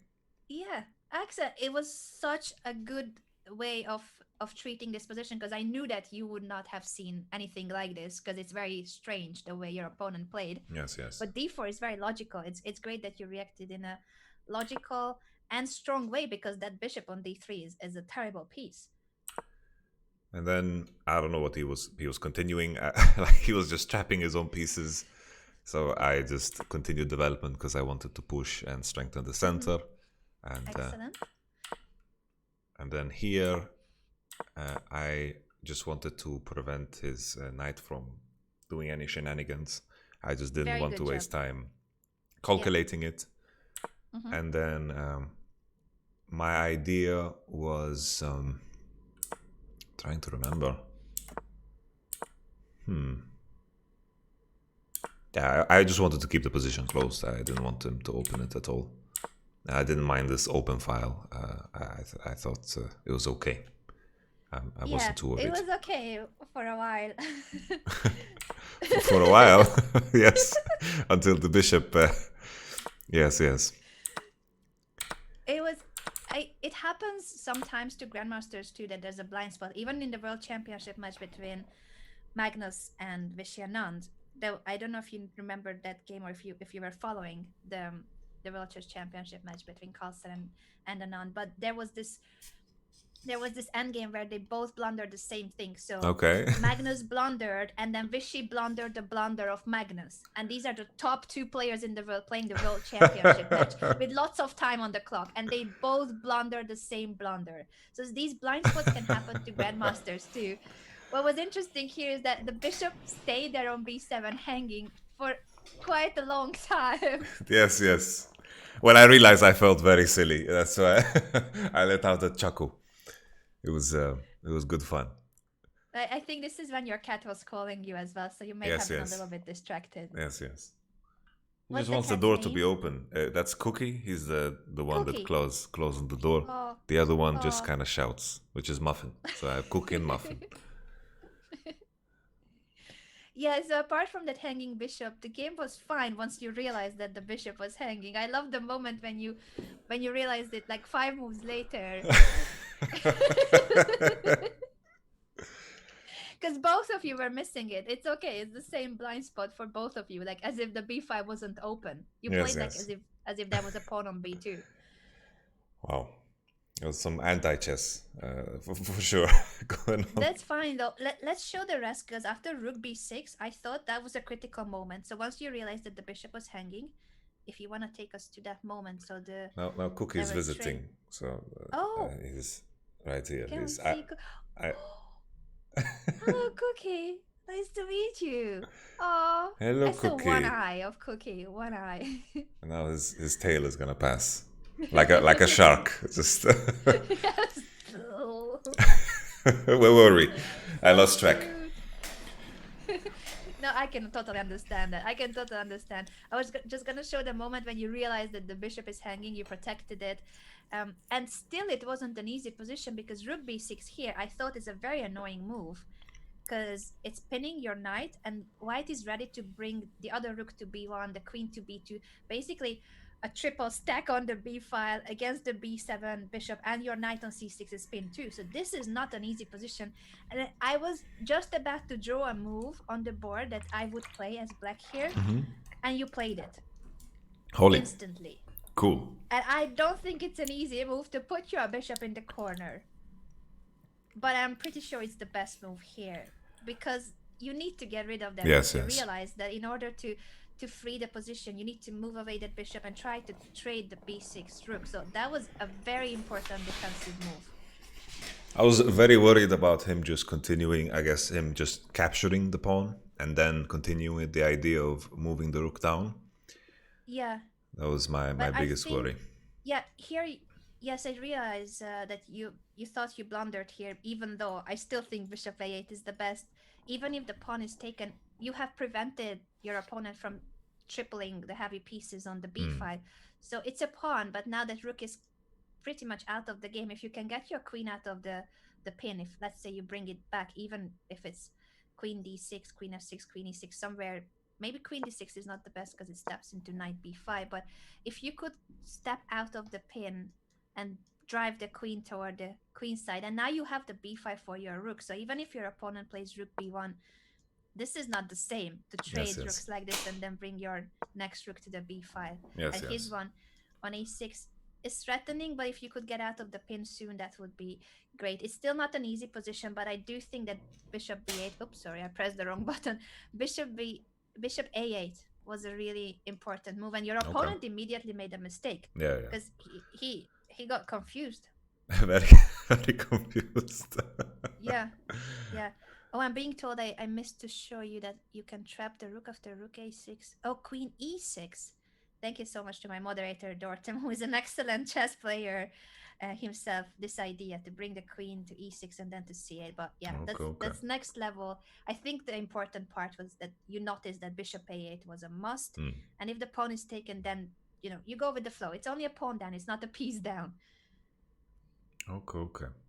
Yeah. But such a good game afterwards when you won the exchange and then rook b8, you are winning the game even if the knight moves. You take the pawn. Your opponent blundered here the queen, but other than that, you were winning in the position, and the time management was just the same for both of you. I'm very proud of how fast you played in a difficult position as well. Thank you. Thank you. This is a better finish, I agree, and it was a Yes. great suggestion. I was just so worried when the bishop was hanging. I was like, we're gonna have to play another game if that bishop is taken. For sure, for sure. Yeah, the rook would be crazy down there if my yeah, for sure. Thanks so much for joining me, My pleasure, Jacob. my I honor, hope really. that I have helped a little bit because you already have great skills, but we're gonna try further, especially the speed chess part, to keep the competitive side of it and the speed, time management. No, there's been some very enlightening moments, like the night on the rim. You know, there are like phrases that stick in my mind that ruin my gameplay.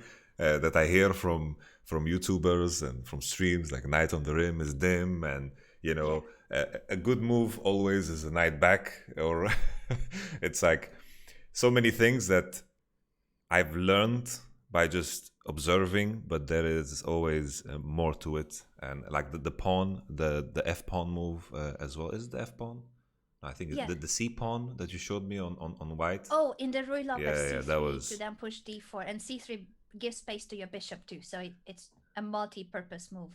that like that like when you show me those moves and I just see how it solves all my problems. I'm like, you know, it's it's really really cool. I'm And glad that's how it feels. And all of you watching on my channel, you guys should check out Yamato. I have a command, and we have been spamming. My moderators have been spamming the Yamato command. That's a link to Yamato's thank you, channel. thank you. Do follow his channel and try to get Yamato to his sub goal. I think we have the same sub goal, so let's see. Let's see if we can get there. Let's see if we can get there, No, no, Jacob. no, not at all. Because now the next months or next 2 months, I'm gonna stream very, very little. I'm making comebacks here and now and then for the sake of chess. 'Cause, so Is it please. another busy time for League now with the new updates, as you said? So most likely, yes, that, and also I'm 99.9% set for the next year in terms of competing. So there's a bit of a conflict of Oh, interest. I I feel see. to make league-related content while I'm competing. So I just I see. stick to chess, Competing with Among your Us. team. Pretty much, I don't want to give Oh, out any you can't say information then. about Please don't. anything. Please don't. I'm sorry. I'm No, sorry. no, I, no, I, no. I didn't That's mean okay. That's to. okay. I'm just saying, like if I make league content, then maybe I give out information that people are going to use Yeah, against me if I compete I against see. them. So, So good I news for everybody. You're becoming a chess streamer. yes, when I have the time, yes. Yay! Amazing. Amazing. That's what we all wanted to hear. Well, now my job is at risk, but I'm very No, no. happy to have you on board. Thank you, thank you. That means a lot, and I will uh, I will continue to work hard. I Excellent. I'm gonna keep stalking you on your streams and also on your chess.com account. And let me know when you want to have the next training session because I'm always happy to help. For sure. Hopefully, sometime soon, because now this is my moments of not being super busy. So Excellent. Yeah, you let me know because I also have these weeks with quite some freedom. all So you right, all let me right. know and we schedule the next lesson. And you're invited to tomorrow as well. Just let me know if you can play Among Us. Yes, Among yes. Us. Will do, will do. I will let you know in 30 minutes. Then I will find out what happens tomorrow, Yeah, 100%. no rush, no rush. I didn't want to put pressure on you. It's just the head count for the lobby because I Yes, need to yes, I make sure we have understand. enough players. Of course, of course. It would be an honor to have you, but only if you have the time. Are you a good liar, Anna? Are you good at I'm a being the terrible one. imposter? Terrible liar? No, I hate being an imposter because I can't pretend. If someone catches me with the kill, I give in because All I right, all cannot lie. right. I cannot pretend. So I try to, if I'm an imposter, I try to pretend I'm a good person because that's I can fake the task Okay, and try to like maybe get a sneaky kill in and that's it. But like okay. if it's a risky one and someone catches me, I can't blame the other person that no, you were the one who killed green. I'm terrible at it. How about you? How about you? I depends on the group. When people don't know me, I have an easy time, so I'm thinking tomorrow I might be able to cause some damage. But now you know how I play chess, so that's a big advantage on your end. Yeah, So that's true, true. that I think Well, chess speaks to the it mindset. would be great to have you, whether as an imposter or crewmate. But if you have the time, we would love to have you tomorrow for the birthday Among Us. I will do my best. I will do my best. Thank you so much. And bye everyone over at the Yamato's channel too. All the best for the next games if you're gonna be practicing more today or in the upcoming days, and really just pay a lot of attention to time management and Yes, more yes. puzzles for that intuition. But I think you are really on the right track. So keep doing what you're Cool, doing. cool, cool. What is a realistic goal I should set for myself in terms of climbing the rankings? Rating. I Yes, think yes. 1400 is a very accessible rating, like Okay, near okay. future. Near future. It was kind of strange when I was warming up for the sub battle. I actually passed 1200, and I just jumped into Nice. games. I jumped into games and I just left them. I just resigned so I would drop my rating because I didn't want to cheat the system or ruin Yeah, the Excel thanks so sheet. much for doing that because you were just warming up. You didn't mean to increase your rating, but yeah, we have those rating caps just to make sure that approximately the level is the same for the players. That's cool. So I, That's I cool. appreciate you dropped that next game for the rating, and thanks so much for playing in the sub battle. It was so much fun to have you and then James joining. That was came out of the blue, but I think now you need to train James because poor James didn't do as well as you did. Okay, do you think I'm there where I can train people? I don't think so. Yes, you can definitely train James. You can help him. I'd love Maybe. to see a match between you two. But Okay. for now, he has to get his lessons in as well. Yes, yes. No, it's actually a lot of the people in the league community are starting to get active in chess. Like Really? there was already like a group of people that were playing. Like a lot of players were just playing chess as a Hmm. game to burn time while you're waiting for like you're queuing up for games and then you have to like wait, especially in Yeah. higher rankings. And people are just playing chess against each other. Most of us quite terrible. But the love for chess is definitely brewing, and especially after Queen's Gambit, a lot of the casters are very, very interested in chess. So that's Oh, I'm cool. so happy to hear that. And I got interested in League, so maybe there's a chance. Well, we share skills, and the strategic skills of League can help you at chess, and Yes, hopefully my yes. chess skills can help at League. No, for sure. I think it helps. At least on my end, I've noticed with players. Usually, when we think about the same game all the time, it's very easy to hit walls, and then Yeah. you stimulate other parts of your brain playing different games. And I definitely think there is, you know, problem solving in anything transfers super super well. So that's a big reason why I feel very very enthusiastic about chess and also the game. Uh, it's weird, but a lot of the things like when you were showcasing some moves and so forth, it just Yeah. looks beautiful. I don't know why, but it looks beautiful, and I don't know. Chess is a very cool game, but I don't have to tell you you love chess more than anyone. So I feel like you help me see it from a different perspective, and it's so true what you said that sometimes you can feel like you have reached your limit, you have reached your peak at a game, if it's chess or League or anything else that people dedicate time to, and by by also studying other games or learning, practicing anything else, even if it's, I don't know, music or arts, I feel yes, like there's yes, a lot of different ways in which you can stimulate your brain and your skills improve overall, yes, and yes, that's so true. That is for so sure. true. I learned about this concept. There's like this MMA fight. I don't remember the name, but his father forced him to take ballet lessons, and Really? in order, I don't know why, but the bottom line is his footwork is better than almost anyone due to this. Uh, Ballet has transfers to fighting, and there is Wow. so many crossovers that are not obvious, but any type of experience can help, which is interesting.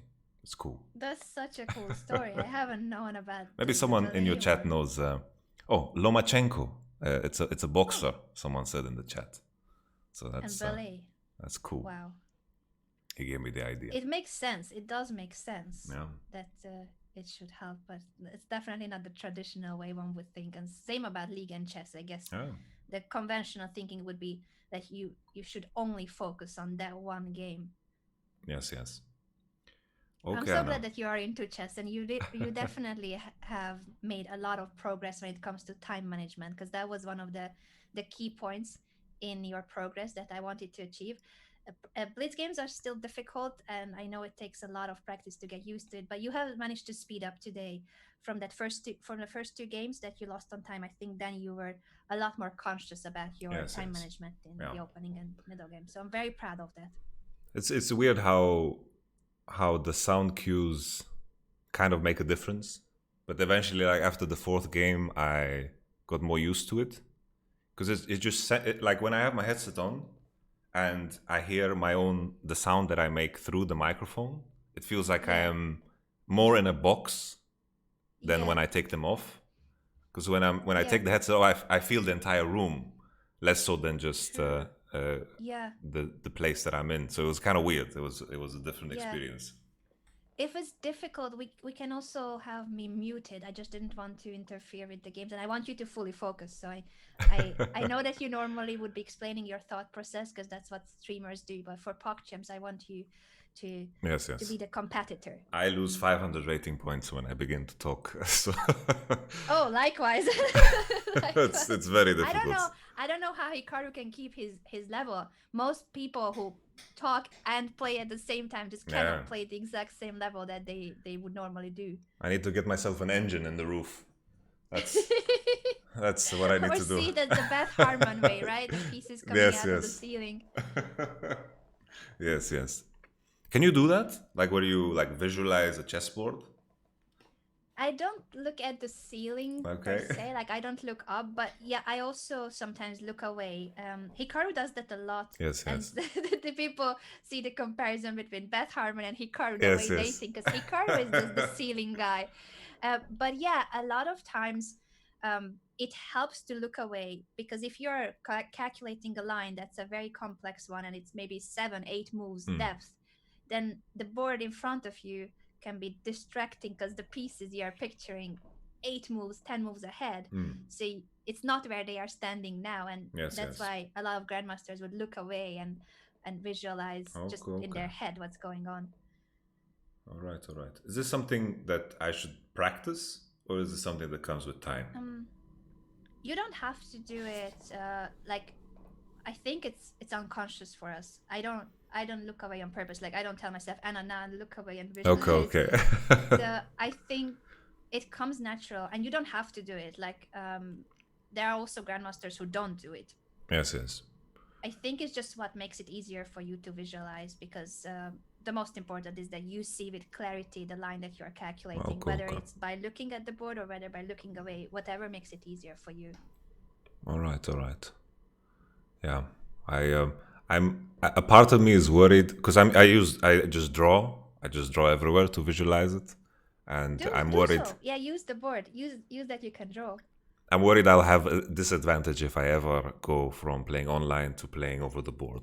That's my big Hmm. worry. But maybe I'm thinking way too far. Yeah, with the current global situation over the board tournament. No, but I understand you that it could be a concern, but I think for now it's okay to draw and color anything that helps you visually do so.